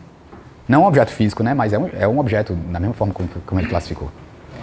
Então, mas todo mundo sabe que não é, né? 50% eu ganhar na Mega Sena. Ah, se fosse. Eu já tinha ganhado muitas vezes, né? Perceberam um detalhe que tem aí? Eu acho que com esse exemplo da Mega Sena é bem fácil da gente entender que tem algum paradoxo aí. Eu tirei o slide que eu ia usar, que eu nem falei. Quando eu estava falando lá dos significados de paradoxo, né? Paradoxo, etimologicamente falando, vem de duas palavras, né? Para e doxa. Para é além de, né? Paramédicos são os caras que estão além dos médicos ou ao lado, né? Auxiliando, alguma coisa assim. E doxa é opinião, certo? Então, paradoxo é algo que está além da nossa opinião. Também, esse é o sentido etimológico, certo? E além da nossa opinião, porque às vezes causa situações como essa. Você imagina de cara que é isso, e aí você, depois quando você estuda mais minuciosamente aquele caso, você percebe que tinha um furo aí no seu pensamento, né? Ou seja, foi além do que você imaginava, além da sua opinião, certo? E é com esse sentido que a gente vai tentar entender aqui alguns desses paradoxos. Mas eu acho que já deu a perceber, né? Pelo que eu quis mostrar que não, a chance de Maria ganhar não é 25%, certo? É a mesma coisa de você pegar, deixa eu ver, Bolt, quem sabe quem é Bolt? O corredor. Imagina agora essa situação. Você imaginou 25%, agora no lugar de João, bota Bolt. A pergunta ainda é a mesma. Maria, Bolt, Ana e José vão disputar uma corrida. Qual é a chance de Maria ganhar? 25% ainda? Não, né? Eu acho que reduziu um pouquinho, não foi? Então, por que eu mudei a pessoa e mudou sua resposta? Porque você estava imaginando que a chance deles ganharem era iguais. E não é, cara. Não é. Você não conhece Maria, você não conhece João, nem Pedro, nem Ana, nem José, nem ninguém, né? Então, isso é o que a gente diz, que esses espaços amostrais não são equiprováveis, eles não têm as mesmas chances de ocorrer, certo? E esse é um paradoxo, né? Porque paradoxo nesse sentido que eu acabei de dizer, porque a gente imagina logo de cara que é 25%. Não é. E como é que a gente faz para determinar esse percentual, né, de cada pessoa? Como é que a gente faz? Não faz. Não tem como fazer. Não tem como você saber, calma, né? Não tem como você saber assim de maneira a priori, né? Como por exemplo, se fosse Bolt, a gente até podia botar 99%, né, e distribuir os outros 1% para os demais. E ainda assim eu nem podia botar 100% para Bolt, né? Por quê? Porque podia ser que no meio da corrida ele levasse uma queda e os outros passassem deles. Não podia. Então 100%, que é o que a gente chama de evento certo, é muito complicado a gente aplicar na vida real, tá? Mas e aí, como é que a gente... Qual é a etimologia de probabilidade? Aí eu também não sei não. Mas é estudar as chances, né? Estimar, digamos assim, apenas com uma visão assim mais, tá entendendo? De algo que não está certo, né? Essa é a ideia, de você tentar entender situações que não estão já pré-definidas, né, o resultado. Mas, quando tem situações que está pré-definido, a gente também usa a probabilidade e ela mostra que esse pré-definido é o 100%, né? Por exemplo, um dado normal. Você vai lançar o dado normal, certo? De 1 a 6. Qual é a probabilidade do resultado ser um número de 1 a 6? 100%, né? Vai cair um dos números de 1 a 6, certo? Então, isso também é estudado pela probabilidade. Embora seja uma probabilidade de 100%, foge a essa ideia, né, de estudar o incerto, mas também faz parte, tá? Então, como é que a gente faria para determinar a probabilidade de cada um deles ganhar? Não faria, a priori. Uma forma da gente calcular probabilidades é de acordo com a teoria dos grandes números, né? Você repetir esse experimento uma quantidade muito grande de vezes, muito do tipo, sei lá, 1 milhão. Aí se as crianças sobrevivessem, né, a 1 milhão de corridas dessa, né, bota eles para correr 5 km todo dia, aí depois de um ano, se tivesse sobrevivido, aí você vê, Maria ganhou tantos por cento das vezes, João ganhou tantos por cento das vezes, fulano tantas e o outro tantas. Aí você tem uma forma para determinar qual era a porcentagem de possibilidade, né, de ganho para cada um. Mas não era a priori, era a posteriori, é depois de você fazer o experimento, certo? Então a priori não tem como você calcular isso, certo? Ok com o item A aí? E o item B agora. Qual é a probabilidade de o vencedor da corrida estar usando a camisa número 3? Lembra que no começo, né, foram distribuídas camisas para cada um deles. E aí, qual é a probabilidade do vencedor usar a camisa número 3?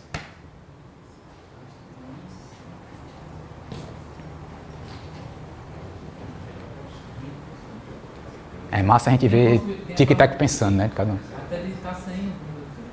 Não, as camisas foram distribuídas, bicho. Aí sim é de 25%. Ah, muito bem. Isso. Por quê? Porque não importa quem é o vencedor.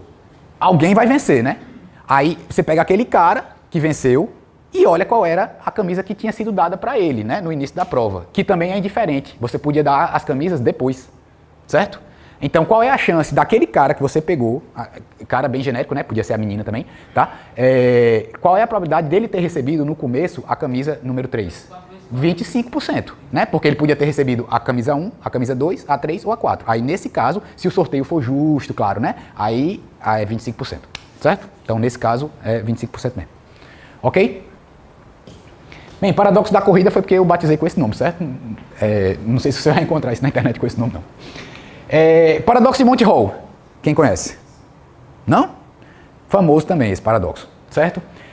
Quem é, assim, da minha idade para mais um pouquinho ou para menos, né, com uma margem de erro aí de uns 10%, talvez, era o chamado A Porta dos Desesperados, né, programa com o Sérgio Malandro, certo? Conhece? Então pronto.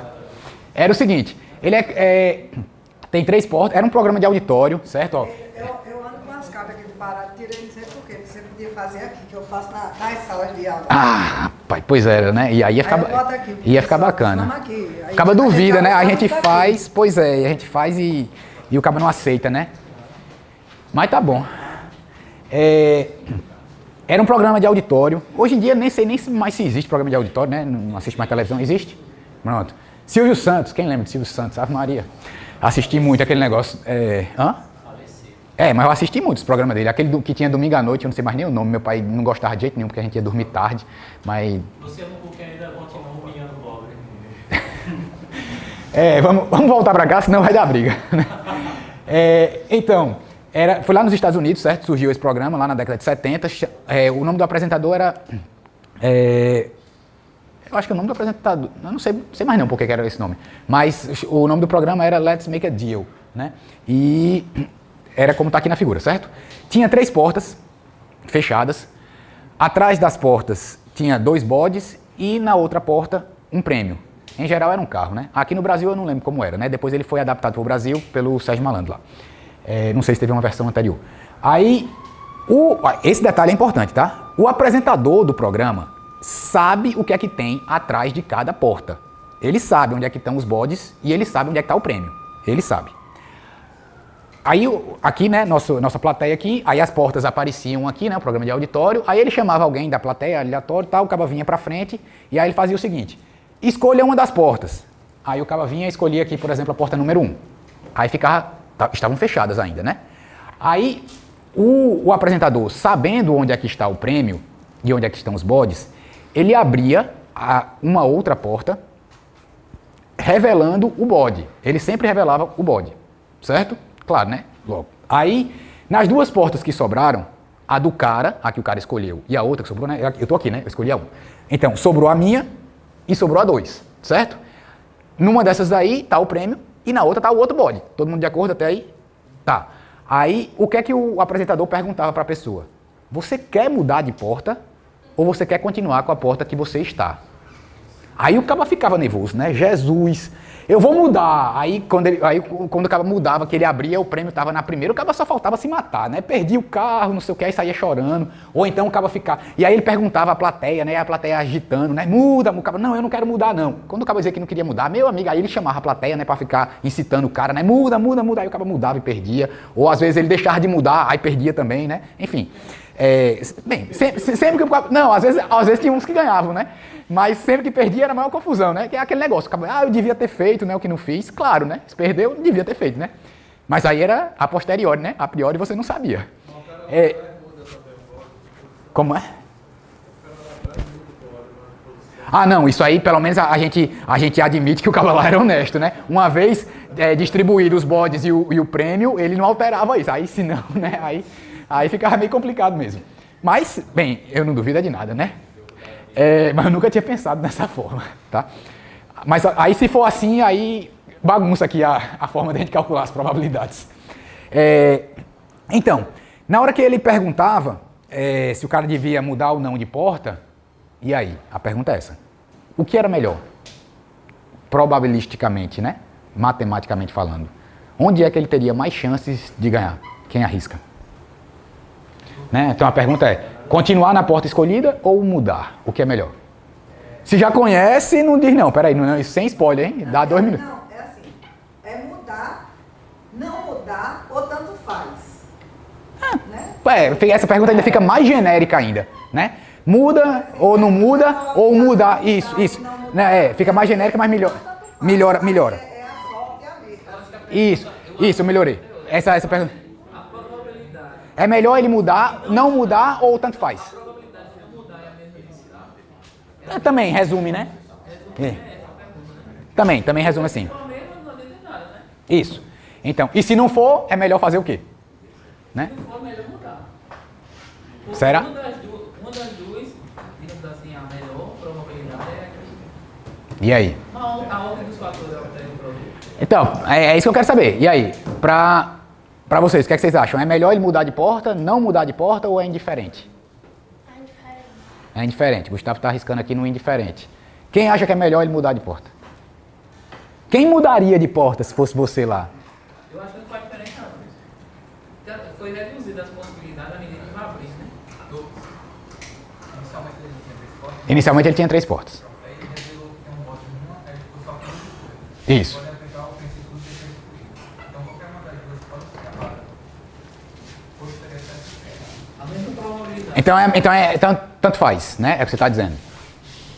A galera aqui está indo mais pro tanto faz, né? E aí? Na verdade, predileto. Mudar. Mudar. Gustavo agora tá no mudar. Esse problema é bem curioso, certo? Porque o que é que aconteceu? Lá nos Estados Unidos, e essa parte é historicamente verídica, tá? Pelo menos nas fontes que eu pesquisei, nos livros que eu li. Um livro que conta sobre esse problema aqui, muito bacana, é o livro chamado O Andar do Bêbado. Não sei se vocês já viram. Ele trata de casos de probabilidade, certo? Aí ele fala sobre essa história aqui também. Ele fala historicamente, né, o que aconteceu na época e tal, porque o problema, eu estou contando aqui para vocês, você encontra esse problema sendo resolvido no YouTube fácil, certo? Mas a ideia é a seguinte. Sim, aí o que aconteceu? Lá nos Estados Unidos, né? O programa estava acontecendo muito lá, né, e tal, e a galera estava gostando muito. Aí até que uma senhorinha mesmo, né, porque ela era de idade e tal, e não tinha nada a ver com matemática, assim, formalmente, né, ela não tinha formação em matemática. Mas ela respondeu, ela mandou uma carta para o pessoal lá, né, que organizava o programa, dizendo que era melhor o fulano trocar de porta, né, o telespectador lá na hora. Aí, a quantidade de matemáticos, a comunidade matemática na época ali, né, achou um absurdo e caiu de pau na mulher, dizendo que ela estava extremamente errada, né, porque era 50%, como vocês disseram, né? Tanto faz, né? Era, né, só tinha 2 portas, então é 50% de chance de estar em qualquer uma delas, né? Tá bom, né? A bichinha sozinha, né? Que não tinha nem formação matemática, contra toda a comunidade, o que é que ela ia fazer? Se calar, né? Foi o que ela fez, né? Até que depois, alguns anos depois, graças a Deus ela ainda estava viva, um matemático demonstrou que os matemáticos estavam errados e a senhorinha estava certa. E aí a galera também pediu desculpa, mandaram carta, né? E se retratando e etc. Qual é a ideia aqui, ó? Sim, então eu acabei de dar a resposta, né? A resposta de fato é o que a mulherzinha lá mostrou, que é melhor mudar. Oi? Tem um filme chamado Quebrando a Banca. Eita, eu já assisti, é massa, mas... Do professor de matemática que ele recruta alunos para fazer uma equipe para ir para Las Vegas e jogar. Para ganhar do cassino, aí né? Ele, na aula de matemática, ele usa esse problema que o cara responde e aí recruta ele, né? O problema do Monty Hall, é? É isso aí. Eu não me lembro. Esse detalhe aí eu não me lembrava, não. No início, que ele é novato, aí ele responde, não, eu mudaria. Aí pergunta por quê. Ele diz, não, eu tenho 1 em 3. Para você abrir e revelou que tinha um bode, então você aumentou minha chance de ter errado. Aí ele muda. E aumentou a chance de ter errado, exatamente. Aí, essa ideia que eu ia mostrar aqui. Tal, aí é um filme bem interessante. Olha aí, fica a dica, né? É Quebrando a Banca. Muito bom filme. Eu não lembrava desse detalhe, mas eu já assisti há alguns anos. Vou reassistir agora só para ver isso. Então, qual é a ideia aqui, ó? Eu vou extrapolar aqui também a quantidade de portas. Vamos imaginar uma situação extrema, porque talvez fique mais fácil da gente entender, certo? Dá pra ver aqui, né? Ó, no problema original são apenas 3 portas, mas vamos imaginar 100 portas, tá? Então, 1, 2, 3, 4, até a porta 100, ok? Aí, suponha que o fulano é indiferente isso, mas só para poder caber aqui na ilustração, tá? Suponha que o fulano arriscou a porta número 1, tá? Foi a porta que ele escolheu, a porta número 1, tá aqui. Do jeito que tá aí, qual é a probabilidade dele ter ganho?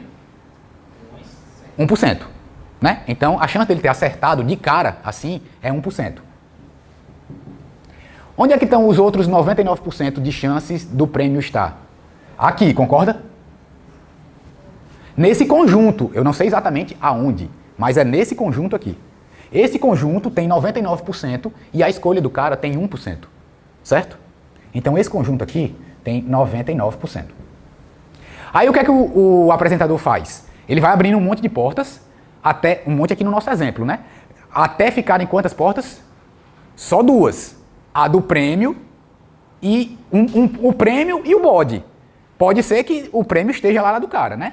Mas ele só vai deixar 2, o prêmio e o bode. Por isso que eu falei que o apresentador sabe onde é que tá, porque ele não vai saindo, ele não vai abrindo aleatoriamente, certo? Então ele começa a abrir um monte de porta e cada porta que ele abre, ele revela o quê? Um bode, né? Porque no final ele só vai deixar o bode e o prêmio. Aí ele vai abrindo, aí pronto, aí só deixou essas 2 aqui. De novo, entendam, o 2 aqui é arbitrário, tanto faz, ele podia ter deixado a 7, a 9, a 25, a 43, a 57, a 82, certo? Aqui eu estou deixando a 2 para ilustrar. Aí ele deixou só a 2 e a 1. Com certeza, uma dessas tem o bode e na outra tem o prêmio. Por quê? Porque o apresentador sabe. Mas aí agora vamos entender o seguinte. O 99% está neste conjunto aqui, né? A 99% de chance do cara ganhar. Esse conjunto agora está sendo representado como? Quem é o único representante desse conjunto? A porta número 2. Então, esses 99% agora estavam distribuídos em 99 portas. Agora, esses 99% estão distribuídos apenas nessa porta aqui. Então, essa porta aqui tem 99% de chance. Por quê? Porque ela está representando todo esse conjunto inicial, agora. Certo? Então, a pergunta é, melhor mudar ou não? Claro que é melhor mudar. Quando você pergunta para o cara, independente de ter 3, 5, 10, 15, 20, não importa a quantidade de portas. Quando você pergunta para o cara, é melhor mudar, a pergunta pode ser interpretada da seguinte maneira. Você acha que você acertou de cara no seu primeiro palpite? Você acha? Não, né? Em nenhuma chance, em nenhuma... A partir de 3 portas, 2 é 50%, né? Mas a partir de 3 portas, claro que o palpite inicial do cara é mais para ele errar do que para ele ganhar, né? Então, quando você pergunta, quer mudar de porta, você está perguntando a ele, você acha que seu palpite inicial foi o palpite certo? Você acertou logo de cara? Não, né? É claro que é mais difícil eu ter errado, é mais fácil eu ter errado de cara. Então, é melhor eu mudar. Ficou mais ou menos claro aí? Eu acho que quando a gente extrapola assim para 100 portas é fácil, né? Quando a gente só tem 3, então 1, 2, 3, aqui, ele escolheu essa, né? Então, cada uma dessas tem 1/3 de chance, certo? Não é isso? É isso que ele fala lá no filme. Pronto, Quando aí... ele abriu o número 3, Na hora que ele... esses dois é 2/3. Isso, esses dois aqui são 2/3. Na hora que eu... Porque essas duas portas são as portas não escolhidas, né? Então, na hora que eu mato essa porta aqui, né? Que ele revelou essa porta, a probabilidade que estava associada a ela se junta a essa aqui. Aí, esse conjunto agora... Aliás, o conjunto ainda continua representando 2/3. Mas esses 2/3 só estão nessa porta aqui agora. Então, é melhor ele mudar ou não? Cara, de 1/3 para 2... Ah, você pensa, não, de 1/3 para 2/3 é quase a mesma coisa. É nada, é só o dobro. Você só melhorou em o dobro de a sua possibilidade de ganhar, né? E aí, quanto mais portas, como eu extrapolei aqui para 100, quanto mais portas, aí é que é quase certo que você mudando, você ganha. Essa aqui, fora 2 portas que é equiprovável, essa aqui é a situação mais simples que tem, né? Que mudando, muda pouco o resultado. Ainda que esse pouco seja o dobro, né? Mas a partir disso, a chance é muito melhor para mudar do que não. Quando eu tiro uma porta de 3, né? Eu vejo assim, que aquele que foi distribuído, saiu daquela porta, nesse caso está sendo distribuído apenas para a porta concorrente à minha, não está sendo distribuído como um todo. Mas não está distribuindo para todas, está distribuindo para... Porque essa porta que foi aberta, ela fazia parte de qual grupo? Do grupo das portas escolhidas, da porta escolhida ou das portas não escolhidas? Ele faz parte das portas não escolhidas. Então a possibilidade daquela porta, é distribuída ainda naquele grupo que ela pertence. Ela pertence ao grupo das portas não escolhidas, certo? E aí é distribuído dessa forma. Agora, uma pergunta um pouco diferente. Aí, imagina aí. Aí o cara ficou, né? Só tá com a porta 1 e 2. Ele abriu a porta 3, aí só estão lá a porta 1 e 2, né? Na disputa. E aí o cara chega e diz o seguinte, né? Para o telespectador lá, né? Para o cara que tá arriscando, né? Afasta um pouquinho da tua porta, vem aqui para trás. Digamos que as portas estão ali, né? Aí o cara afasta. Para ninguém mais saber qual foi a porta que ele escolheu, certo? Aí fica aí. Aí ele chamou outra pessoa que não viu o inicial ali do jogo. Aí ele pergunta o cara, e agora? Qual é a porta que tu escolhe? E agora? A pergunta é a mesma, qual é a probabilidade desse novo cara ganhar? Entenderam o problema? Ele afastou o cara, né? O cara sou eu, certo? O cara que tá arriscando lá. Eu escolhi aqui a porta número 1. Aí o apresentador chega, tá bom, fica com ela aí e daqui a pouco a gente continua contigo. Mas se afasta um pouquinho aí. Aí eu me afasto, aí eu venho pra cá. Aí ele chamou uma nova pessoa que não estava na plateia, né? Porque da plateia todo mundo viu, né? Aí ele chama uma nova pessoa e para essa pessoa ele pergunta: qual é a chance de ganhar aí agora? Qual é? E aí, para essa pessoa, qual é a chance? Qual é a chance dessa nova pessoa ganhar? E aí? Essa é de 50%. Essa agora. Isso, para essa pessoa ganhar agora. Ele diz agora para essa pessoa, só estão as duas lá, do mesmo jeito. Ele não mexeu nas portas. A porta que ele abriu continua aberta. Não, ele mostra esse mesmo cenário para essa nova pessoa. Ó, aquela porta está aberta e só tem essas duas aí agora. Você escolhe qual porta. Qual é a chance dessa nova pessoa ganhar? Agora é 50%, porque agora para ele só tem essas duas portas. Entende que, em probabilidade, que é o que a gente vai discutir no último problema, que eu acho que já é o próximo, a questão de como você obtém uma informação muda toda a dinâmica do negócio. Aquela nova pessoa, a informação que ela está obtendo é já depois da porta ter sido aberta, depois de tudo estar organizado dessa forma aqui. Ela não acompanhou todo o processo, certo? Mas se ele perguntasse para alguém da plateia, aí não, aí é a mesma pergunta lá do cara, certo? Vai, diz. Quando eu vi esse paradoxo a primeira vez, eu fiquei também 40 minutos encucado, né? achando que tinha alguma coisa errada. Tem outro paradoxo que eu nem lembro qual, que era o paradoxo do apostador. Tem também. Eu não vou lembrar qual é agora. E a grande questão é que abrir a porta abriram a porta, esse momento que ele abre a porta tem um bode, é viciado. Vai ser sempre uma porta falsa. Então, quando o apresentador abre, né? Quando você escolhe no começo, você tem 66% de chance de escolher uma porta errada. E quando ele abre, se você trocar, você só falha se você já tiver acertado no começo. Ou seja, você tinha que ter caído nos 33%. Só que ele tem mais probabilidades de ter caído nos 66%. Isso, foi isso que eu disse. Então, quando ele pergunta, é melhor, você quer trocar ou não, ele está perguntando, você acha que você acertou logo no seu primeiro palpite? Né? Que é isso que você exemplificou agora também, certo? Bem, quem não concordar, eu aceito que não concorde, certo? Porque quando eu estava lá na minha especialização, conversando com a minha professora de estatística, ela disse que não era isso aqui mesmo não. Aí eu, tá bom, não vou discutir, né? Eu fiz igual a velhinha lá, né? Eu não posso fazer nada. Mas, quando eu trabalhava na sala de aula, lá no ensino médio, tá, gente? Estou falando no ensino superior, não. Esse paradoxo aí eu sempre levava, fazia aquela brincadeira mesmo. Levava 3 cartas, 2 vermelhas e uma preta, e quem acertar leva chocolate. E aí a gente ia fazendo uma tabela de várias situações, né? De todo mundo da sala participava e dizia, porque quem acertasse levava lá a caixinha de chocolate de bisco. Se acertou, você vai levar. E aí a gente ia montando. Se a pessoa que ganhou o chocolate foi porque mudou ou foi porque não mudou. Eu recomendo fazer isso com turmas maiores de 10 pessoas, né? De vez em quando a gente tem umas turmas muito pequenas, porque senão, né, do mesmo jeito, cara e coroa, ele só vai chegando a 50%, se não for uma moeda viciada, se você jogar várias vezes. Essa, inclusive, é uma boa introdução para a estatística. Uma outra que eu gosto muito de fazer também é pegar os dados, né, com várias faces e uma moeda. A história da intuição, da probabilidade, né? Oferece assim, você vai escolher o que para sortear. Se você acertar o seu sorteio, você ganhou, né? Aí você ganha, para depois discutir quem é que tem mais probabilidade. O maior problema é porque temos um povo que tem uma atrapalhar as aulas, que tem uma sorte que é impressionante, né? Eu digo, você devia ter ido para a luz, não. Escolheu um dado de 20 faces, botou e acertou. E acertou. Meu amigo. Não, aí ele gastou a sorte. Esse daí não pode jogar na Mega Sena, porque a sorte dele já foi aí. E esse daqui as pessoas só acreditam, assim, né? Se a gente colocar a tabelinha, né? A primeira, porque são eventos que são dependentes.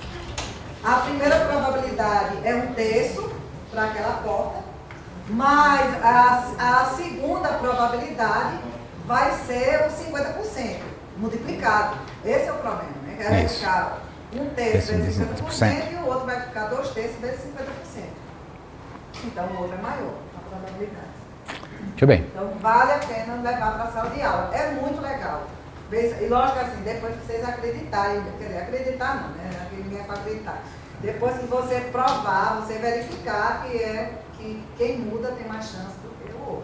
Então, isso que a Yara falou é muito importante, que é o que eu tinha comentado lá de como estabelecer as probabilidades de cada uma das crianças ganhar a corrida, né? Que é a ideia da teoria dos grandes números, que é uma das formas da gente associar probabilidades aos eventos, né? É você fazer uma grande quantidade de experimentos e na prática você vê para que número aquele resultado está convergindo, né? Se ele convergir, né? Obviamente. No caso das moedas, né? Qual é a chance de cair cara ou coroa? Não significa que eu vou jogar 2 vezes a moeda e uma vez vai cair cara e outra vez vai cair coroa. Não significa isso, né? Porque até pode cair 2 caras, ou pode cair 2 coroas, ou pode cair de fato uma cara e uma coroa, ou coroa e uma cara, né? Mas se você jogar 5 milhões de vezes, também não significa que você vai ter 2,5 milhões de coroa e 2,5 milhões de cara, não. Pode acontecer, né? Mas significa que vai estar próximo desse valor, né? Você vai ter 2.480.000 de um contra 2.520 do outro, certo? Então é essa a ideia. Bom, vou tentar ser rápido, faltam só 2, tá? Paradoxo do aniversário, alguém conhece? E se já estiver na hora aí de vocês avisam que a gente termina. Paradoxo do aniversário é o seguinte. Qual é a chance de um grupo com uma determinada quantidade de pessoas, mais ou menos como a gente está aqui, ter 2 pessoas que fazem aniversário no mesmo dia? Mesmo dia significa dia e mês, tá? Ano não, porque aí se for, aí de fato a probabilidade é mais complicada de calcular. Mas dia e mês. Vocês acham que para ter 2 pessoas que fazem aniversário no mesmo dia, numa reunião, precisa de muita ou poucas pessoas? Poucas? É. Alguém concorda aí? Né? Lembrando que são 300... Se a gente está imaginando dia e mês, então são 365 possibilidades, né? Certo? Para casar 2 pessoas, né, assim, com o mesmo dia e mês. Tipo, 24 de agosto, ter 2 pessoas que nasceram, né, nesse mesmo dia. Quem conhece o problema aí, por favor, não pode contar, né? Senão é spoiler. E aí? Só uma ideia. Quem acha que precisa de muita gente ou pouca? Daniel falou pouca gente, mas também não disse pouca. Pouca é um termo bem abstrato, né? Pouca é quantos? Possivelmente pouca gente, porque eu estava no outro IF, e tinha uma gente que fazia aniversário no dia 12 de maio. Exatamente igual o meu aniversário. Ah, mas aí, isso aí não... Isso aí é aquela ideia, vai correr contra Bolt e você tem chance de ganhar, né? Basta ele cair, né? Não, aí um exemplo não pode generalizar, né? Certo? Você tem um exemplo. Eu também tenho exemplo pessoal, na minha sala, tinha um gêmeos que faziam aniversário. Pois é, né? Então... Tá.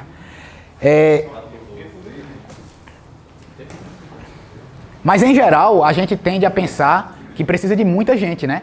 Porque são 365 possibilidades, né? É claro que se a gente está considerando anos normais, tá? Sem anos bissextos. Então, se a gente tem 366 pessoas numa sala, a gente garante que tem pelo menos 2, né? Aí é chamado o princípio da casa dos pombos, né?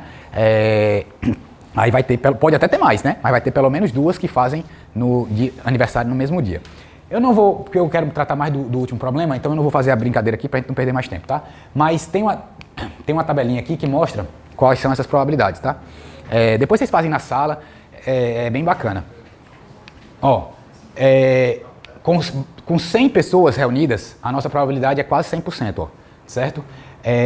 Aqui ele só está dando a probabilidade de 100% a partir de 367 pessoas, porque está considerando anos bissextos, né? Então poderia ter 366 dias, né? Aí, para 366 dias, 367 pessoas resolve o problema. Mas veja que a partir de 30 pessoas, a chance já é bem alta, ó.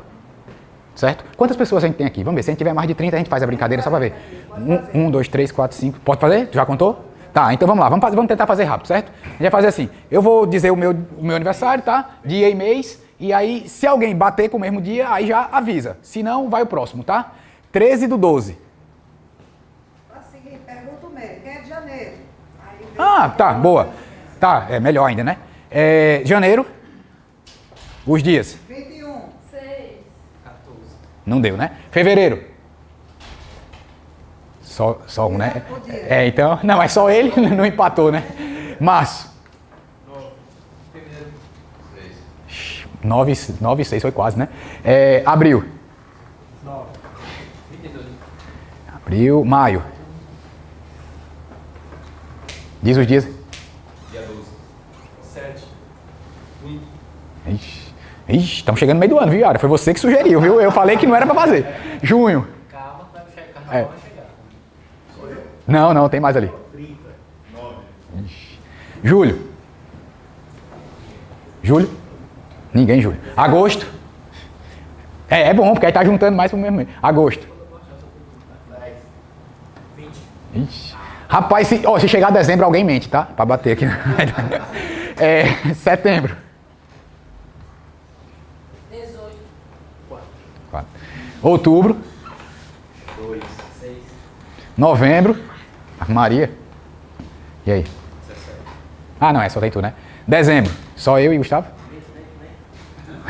3. Rapaz, aproveitava, já tinha dito o meu, bicho. Tu não ouviu, não? Era 3, 13 e 31. Olha, não deu, viu? Não deu. Não deu, mas a gente tava em quantas pessoas, hein? Tu contou aí? Mais ou menos 30, né? Aí isso mostra o seguinte: 30 pessoas, a chance é de 70%. Não deu. A gente tava mais pra ganhar do que pra perder, mas perdemos. Certo? Acontece, né? Até Bolt pode perder na corrida, né? Então, a gente perdeu aqui com 70% de chance de acontecer. 24 pessoas. Então de 24 já baixou, para 24 já baixou bastante, ó. Para 24 nossa chance aqui é 51% mais ou menos, então tava meio a meio. Aí tudo bem, certo? Com 70% de chance de ganhar e o cara perder, aí é uma zebra grande, né? Mas acontece também, né? Então vamos lá. Aqui nesse outro slide tem como a gente faz a conta, tá? A gente resolve esse problema pelo complementar, certo? Pronto, o último, tá? Prometo que eu serei o mais breve possível. Problema das duas crianças, tá? Eu estou usando o termo criança para não haver ambiguidade entre filho e filha, né? Porque às vezes você tem quantos filhos? Tenho 2 meninas, né? Aí você usou a palavra filho no masculino para menina, tá? Então eu estou usando criança para generalizar menino ou menina, tá? Então o problema é o seguinte. Em uma determinada família nasceram 2 crianças. Vamos calcular essa probabilidade aqui, ó. Serem 2 meninas, sabendo que o casal tem uma menina.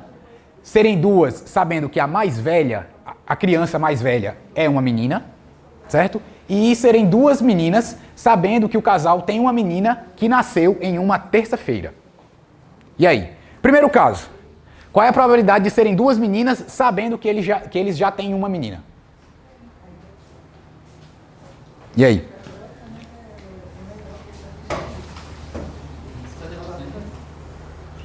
Será?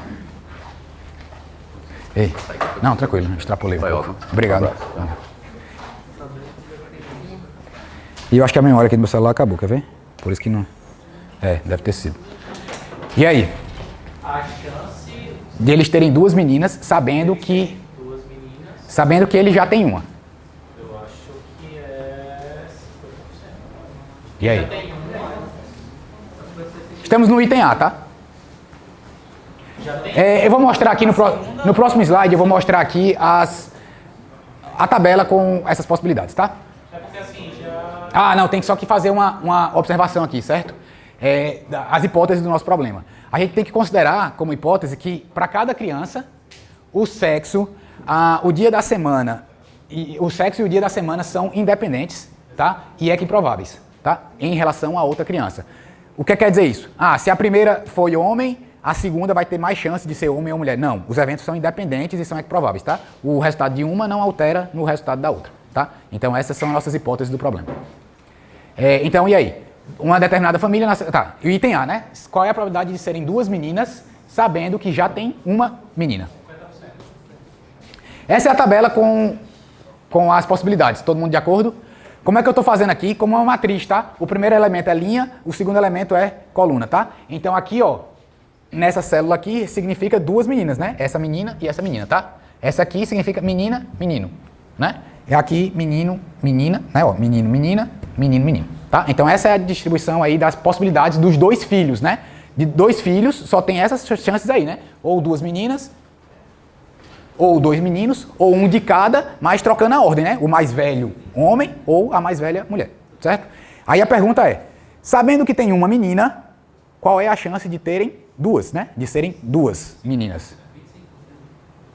Ixi Maria, 25 e 50. Já sabe que tem uma. Isso. Então a chance da segunda ser menina. Dá 2 Ó, se você já sabe que tem uma menina, então o que é que acontece com o seu espaço amostral? Você restringe, né, o espaço? Não existe essa possibilidade, porque você já sabe que tem uma menina. Então a possibilidade de 2 meninos não existe, ok? Então agora, como a gente utilizou como hipótese que tudo é equiprovável, certo? Então, como é que eu fico?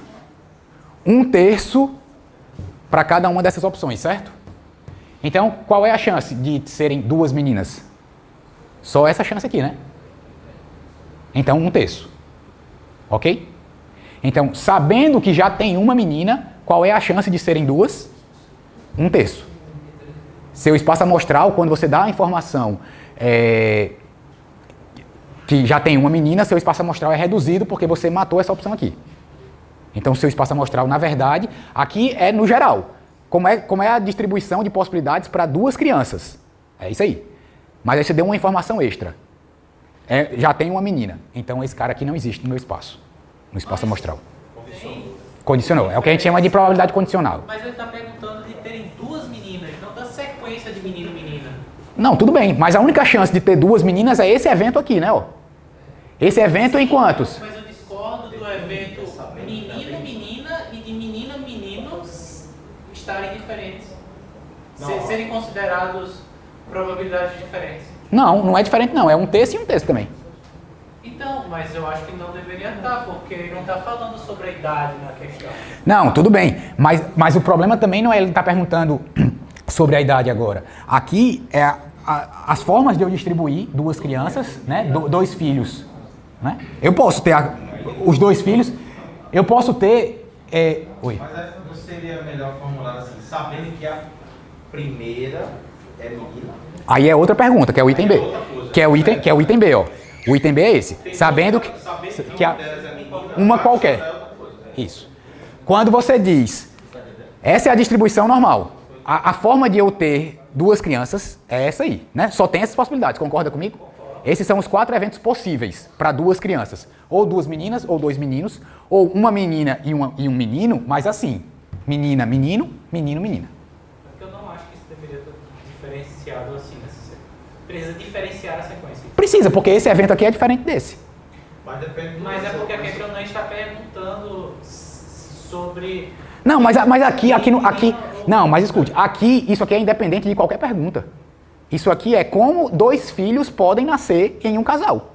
A sua maneira que você condicionou, sabendo que uma delas é menina. Pronto. 2 filhos só podem nascer, 2 filhos que a gente está considerando, sem gêmeos, né? Tem 2 crianças. Então isso aqui é a distribuição normal, das maneiras de um casal ter 2 filhos. Ele pode ter as 2 meninas, os 2 meninos, ou a menina mais velha, ou o menino mais velho. Não? Concorda com isso? Eu não acho que a sequência de mais velho ou mais novo deveria ser considerada. É isso que eu estou dizendo. Mas considerado em quê? Eu estou primeiro. Isso... Probabilidade para essa questão específica. Nasceram 2 crianças. Pronto, nasceram 2 crianças. Essa tabela aqui está representando essa informação. Nasceram 2 crianças. Então eu tenho 4 maneiras de terem nascido 2 crianças. Esse é o primeiro passo para você entender o problema. Aí agora você está dizendo... Até aí, ok? Até aí nós concordamos. Pronto, então aí vamos lá para o próximo. Talvez isso esclareça mais quando eu fizer o próximo exemplo. Aí você talvez perceba a diferença. Deixa eu fazer o outro, aí se não esclarecer, aí a gente volta. Mas nasceram 2 crianças, são essas 4 maneiras. Certo? Aí agora eu estou lhe dando uma informação. Você tem uma menina. Eu não estou dizendo se é a mais velha ou a mais nova. Ou ainda, quando eu digo uma, pode até ser 2, né? Certo? Isso em matemática é meio confuso, né? O 1 pode ser exatamente 1 ou pode ser pelo menos 1. Nesse contexto aqui é pelo menos 1. Certo? Então, você tem uma menina. Então, se eu tenho uma menina, essa chance aqui não existe na distribuição dos meus filhos. Né? Não está considerando os filhos daquele casal. Essa chance aqui... Existe essa possibilidade para o casal ter os filhos? Não, né? Porque você já disse que tem uma menina. Então, o casal não pode ter tido 2 meninos. Para o casal, ou aconteceu isso, ou aconteceu isso, ou aconteceu isso. Só pode, eu não estou dizendo qual foi ainda, né? Mas eu só estou dizendo, só pode ter acontecido isso, isso ou isso. Isso aqui não pode ter acontecido.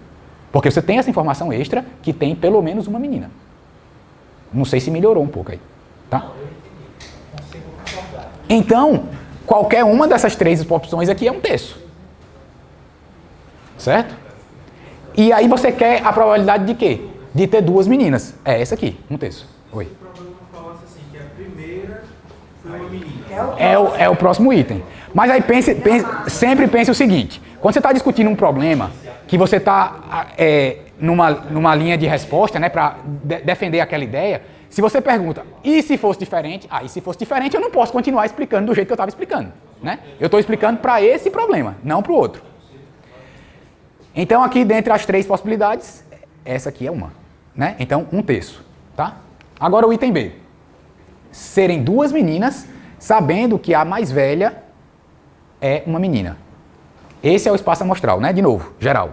Qual é a informação que você tem agora? Que a mais velha, a criança mais velha, né?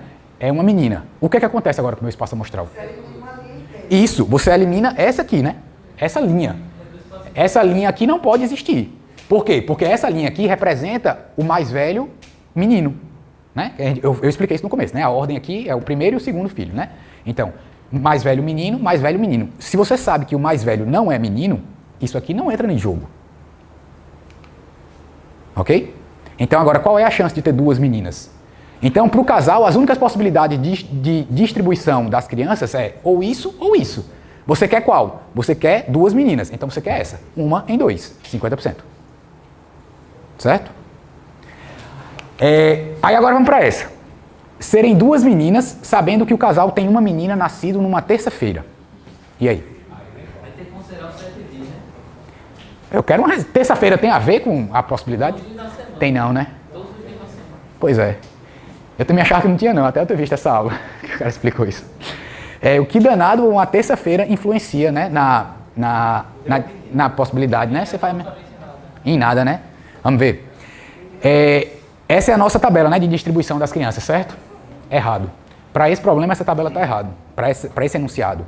Já que eu estou colocando uma terça-feira, eu tenho que considerar o dia, né? Aí, a nossa nova tabela é essa aqui, ó. O que essa tabela representa? Olha como é que ela está montada, tá? Segunda-feira, homem e mulher. Não tinha como eu colocar com uma letra só menino e menina, né? Aí eu estou chamando homem e mulher agora, tá? Na segunda-feira, aqui, nessa... Como é que a gente abordou essa tabela anterior? Aqui é o primeiro filho e aqui é o segundo filho, certo? Vamos usar essa mesma anotação. O primeiro filho, ele pode...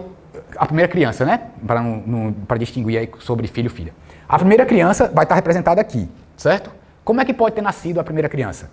Na segunda-feira, pode ter sido homem ou mulher, nascido na segunda. Pode ter sido homem ou mulher na terça. Homem ou mulher na quarta, homem ou mulher na quinta, na sexta, no sábado e no domingo. Ok até aí? Eu estou associando as duas características, sexo e dia da semana, para o primeiro filho. Aqui é a mesma brincadeira. Ok? Aí, qual é a informação que eu tenho? Uma menina nascida na terça-feira. Então, ou eu estou nessa coluna aqui, ó. Agora eu estou restringindo o meu espaço amostral. Porque ele tem que ter essa informação. Meu espaço amostral agora tem que considerar isso. Menina na terça-feira, ó, tá vendo aqui, ó, terça menina, certo? Ou aqui, né, terça menina. Meu espaço amostral, as minhas únicas possibilidades tem que cair aqui dentro, ó. Para poder abarcar aquela informação que eu tenho, que é uma terça nascida numa terça, né, uma menina nascida na terça. Porque se eu pegar essa célula aqui, ó, o que é que essa célula representa? O primeiro filho é homem na sexta e o segundo por coincidência, na sexta, uma mulher. Então, essa célula aqui não representa o meu problema, porque o meu problema diz que eu tenho que ter pelo menos uma menina nascida na terça. Todo mundo entendeu por que eu marquei essa linha e essa coluna? Porque essa linha e essa coluna representa ou o primeiro filho na terça, filha, né, no caso, na terça, ou a segunda filha na terça. Tá ok? Então, meu espaço amostral agora é isso aqui. As possibilidades completas são quantas? 14 vezes 14, né? Eu tenho 14 aqui e 14 ali, né? Tá ok aí a conta? Mas o meu espaço agora eu reduzi para quanto? 14 e 14, 28. Só que eu tenho essa interseção aqui, né? Que foi contada 2 vezes. Então, o meu espaço amostral agora são quantos? 27 possibilidades. Então, eu só tenho 27 possibilidades. Certo? Como o espaço amostral que me interessa, né? Aquela ideia daqui, né? Ó, meu espaço amostral agora era só esses 2 casos. Eu tirei esses 2 casos do meu espaço amostral. Aqui eu tirei todos os outros casos no meu espaço amostral, só fiquei com esses. Esses são os casos possíveis que eu vou analisar agora. E aí, agora o que é que eu quero? Se eu pegar essa menina aqui, ó, minha primeira, se for a primeira criança for que nasceu na terça-feira, eu tô nessa linha aqui, né? Certo? Aí a segunda tem que ser o quê? Menina, né? Porque eu não quero a probabilidade de serem 2 meninas, é esse meu problema, ó, probabilidade de serem 2 meninas. Então, nessa linha aqui, eu já tenho garantido o meu problema, que é o quê? Uma menina na terça-feira. Se acontecer aqui nessa linha, tá ok. Mas não pode ser qualquer célula, né? Porque nessa linha aqui tem os homens também, né? Ó, como segundo filho. Nessa linha aqui só me interessam as mulheres, que aí é o que está marcado de azul, ó. Nessa linha, essa célula aqui representa o quê? Uma mulher na terça e a outra mulher na segunda. Mas aí eu tenho 2 mulheres. Aí deu certo. Essa célula aqui representa o quê? Uma mulher na terça e a outra também na terça. Uma coincidência a mais, mas serve. Essa aqui, uma mulher na terça e a outra na quarta. Essa aqui, uma na terça e a outra na quinta, na terça e na sexta, terça e sábado, terça e domingo. Então, qualquer um de azul aqui resolve o meu problema. Mesma coisa para cá. Então, eu tenho quantos azuis? A metade daqui, né? Certo? Era 14, 7... Com 14 também, 7, só que esse aqui está contado 2 vezes, então 14, 14. Não, 7, 7, né? 14 menos a interseção, 13. Então qual é a probabilidade? 13 sobre 27, né? 13 são os casos possíveis que a gente contou e 27 é o meu espaço amostral aqui, as 27. Então, percebe que o dia da semana interfere. Ok? 13 sobre 27. 13 sobre 27 dá aproximadamente 48%, certo? Aqui está só ampliado aqui, tá? Mesma coisa. Aí, para a gente fechar, só uma análise dessa questão, quando a gente diz o seguinte, duas meninas sabendo que, esse sabendo que é muito perigoso, porque o sabendo que depende de como você obteve aquela informação, tá? Então, ó, as respostas para esse sabendo o que depende de como é que a informação foi obtida. Vamos analisar o seguinte, ó. Aquela primeira situação. No final eu sempre estou querendo calcular a probabilidade de duas meninas, né? Aí vamos lá. Quando eu tenho duas crianças, a distribuição é essa, né? Ó, 1/4 para cada um. Certo? 1/4 para cada opção dessa, né? 2 meninos, homem, mulher, mulher, homem ou mulher, mulher. Então, distribuído uniforme, a gente fez essas hipóteses, a gente usou essas hipóteses no começo, certo? Aí você chega pro pai e pergunta, pro pai ou pra mãe, né? Uma das crianças é menina? Aí o cara responde, sim. Na hora que ele responde sim, você matou essa linha aqui, né? Ó, essa linha deixa de existir. E aí, as novas probabilidades, né, ó, de 1/4 viram 1/3 para cá. Foi aquele nosso primeiro problema, né? Só que estava com um quadradinho, a gente botou um X vermelho aqui, né? Matando uma célula, né? E ficamos com 3 células. Pronto, 1/3 para cada um. Esse eu acho que é bem simples, né? Então, qual é a probabilidade de serem duas meninas? É essa aqui, 1/3. Ok? Aquele primeiro caso. Aí, Matheus saiu bem na hora que a gente ia ver de outra forma aqui o outro caso. A situação 2, aquele nosso segundo problema, né? Sabendo que a mais velha é uma menina, né? Mas como é que você obteve essa informação, sabendo que a mais velha é a menina? Para vocês verem que como você obtém a informação pode mudar o resultado, tá? Duas crianças, aquela distribuição lá, né? Aí você chega pro pai e pergunta, a criança mais velha é menina? Se ele disser sim, então, né, na hora que ele disse sim, ó, essas duas linhas aqui morreram, né? Porque essas duas linhas aqui é criança 1 e criança 2, tá? Mais velha e mais nova. Na hora que você diz, pergunta, a mais velha é menina? Na hora que você diz sim, opa, essas duas aqui morreram, e aí a probabilidade fica distribuída 1/2 para cada. Que foi a resposta que a gente obteve lá, né? Agora vamos ver, o curioso é o seguinte, né? Só aquela linha lá. Duas crianças de novo, né? Uma das crianças é menina, olha, você vai obter aquela resposta para a mais velha é menina, você vai obter essa resposta, mas você vai obter essa resposta de uma maneira diferente, certo? Se primeiro você perguntou, aqui você perguntou de imediato, né? A mais velha é menina, aí você gerou esse resultado. Agora você pergunta assim, uma delas é menina, uma das suas crianças? Aí o cara diz sim. Na hora que ele diz sim, ele matou essa primeira linha aqui, né? E essas 3 chances ficaram igualmente distribuídas, ok? Aí agora você diz isso para ele. Escolha uma menina de maneira aleatória. Porque quando você pergunta, uma criança é menina e ele responde sim, não faz sentido você perguntar, é a mais velha? Por que não faz sentido você perguntar se é a mais velha? Porque podiam ser duas meninas, né? Aí não faz sentido. Então primeiro você tem que descobrir se são duas ou se é só uma, certo? Então o processo pode ser assim, ó. Você diz, escolha de maneira aleatória uma menina. Se você tiver nesse caso, onde você tem uma menina e um menino, você obrigatoriamente vai escolher a menina, certo? Que está marcado aqui com um asterisco.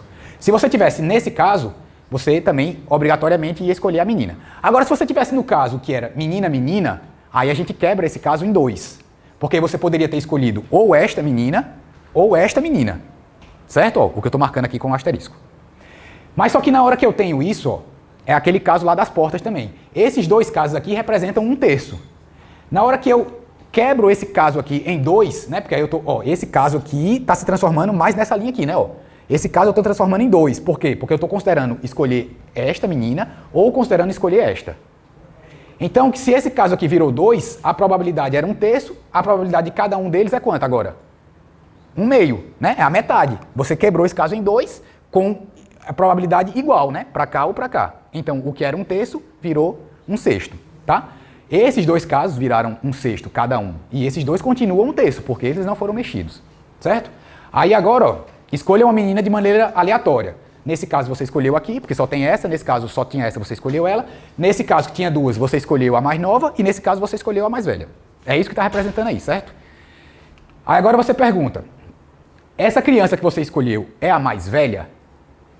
Aí o cara vai dizer sim. Na hora que ele diz sim, então você matou esse caso aqui, porque a menina aqui não é, né, a mais velha, e você matou esse caso aqui, porque a menina que foi escolhida não foi a mais velha.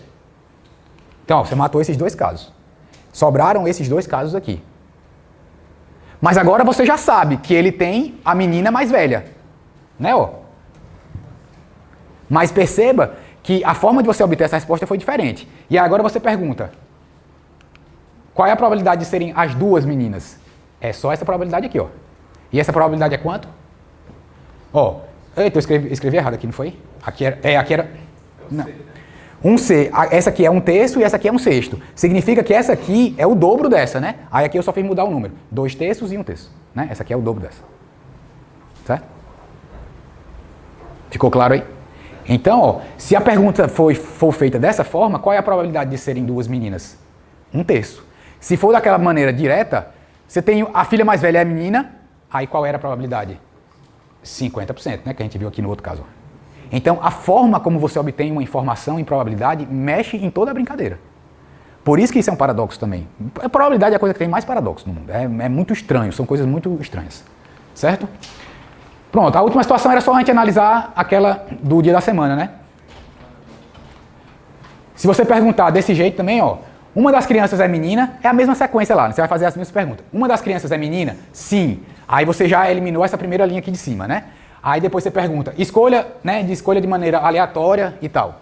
Aí depois você chega e pergunta, nasceu numa terça-feira? Sim, não interfere em nada. Aí seria um texto também.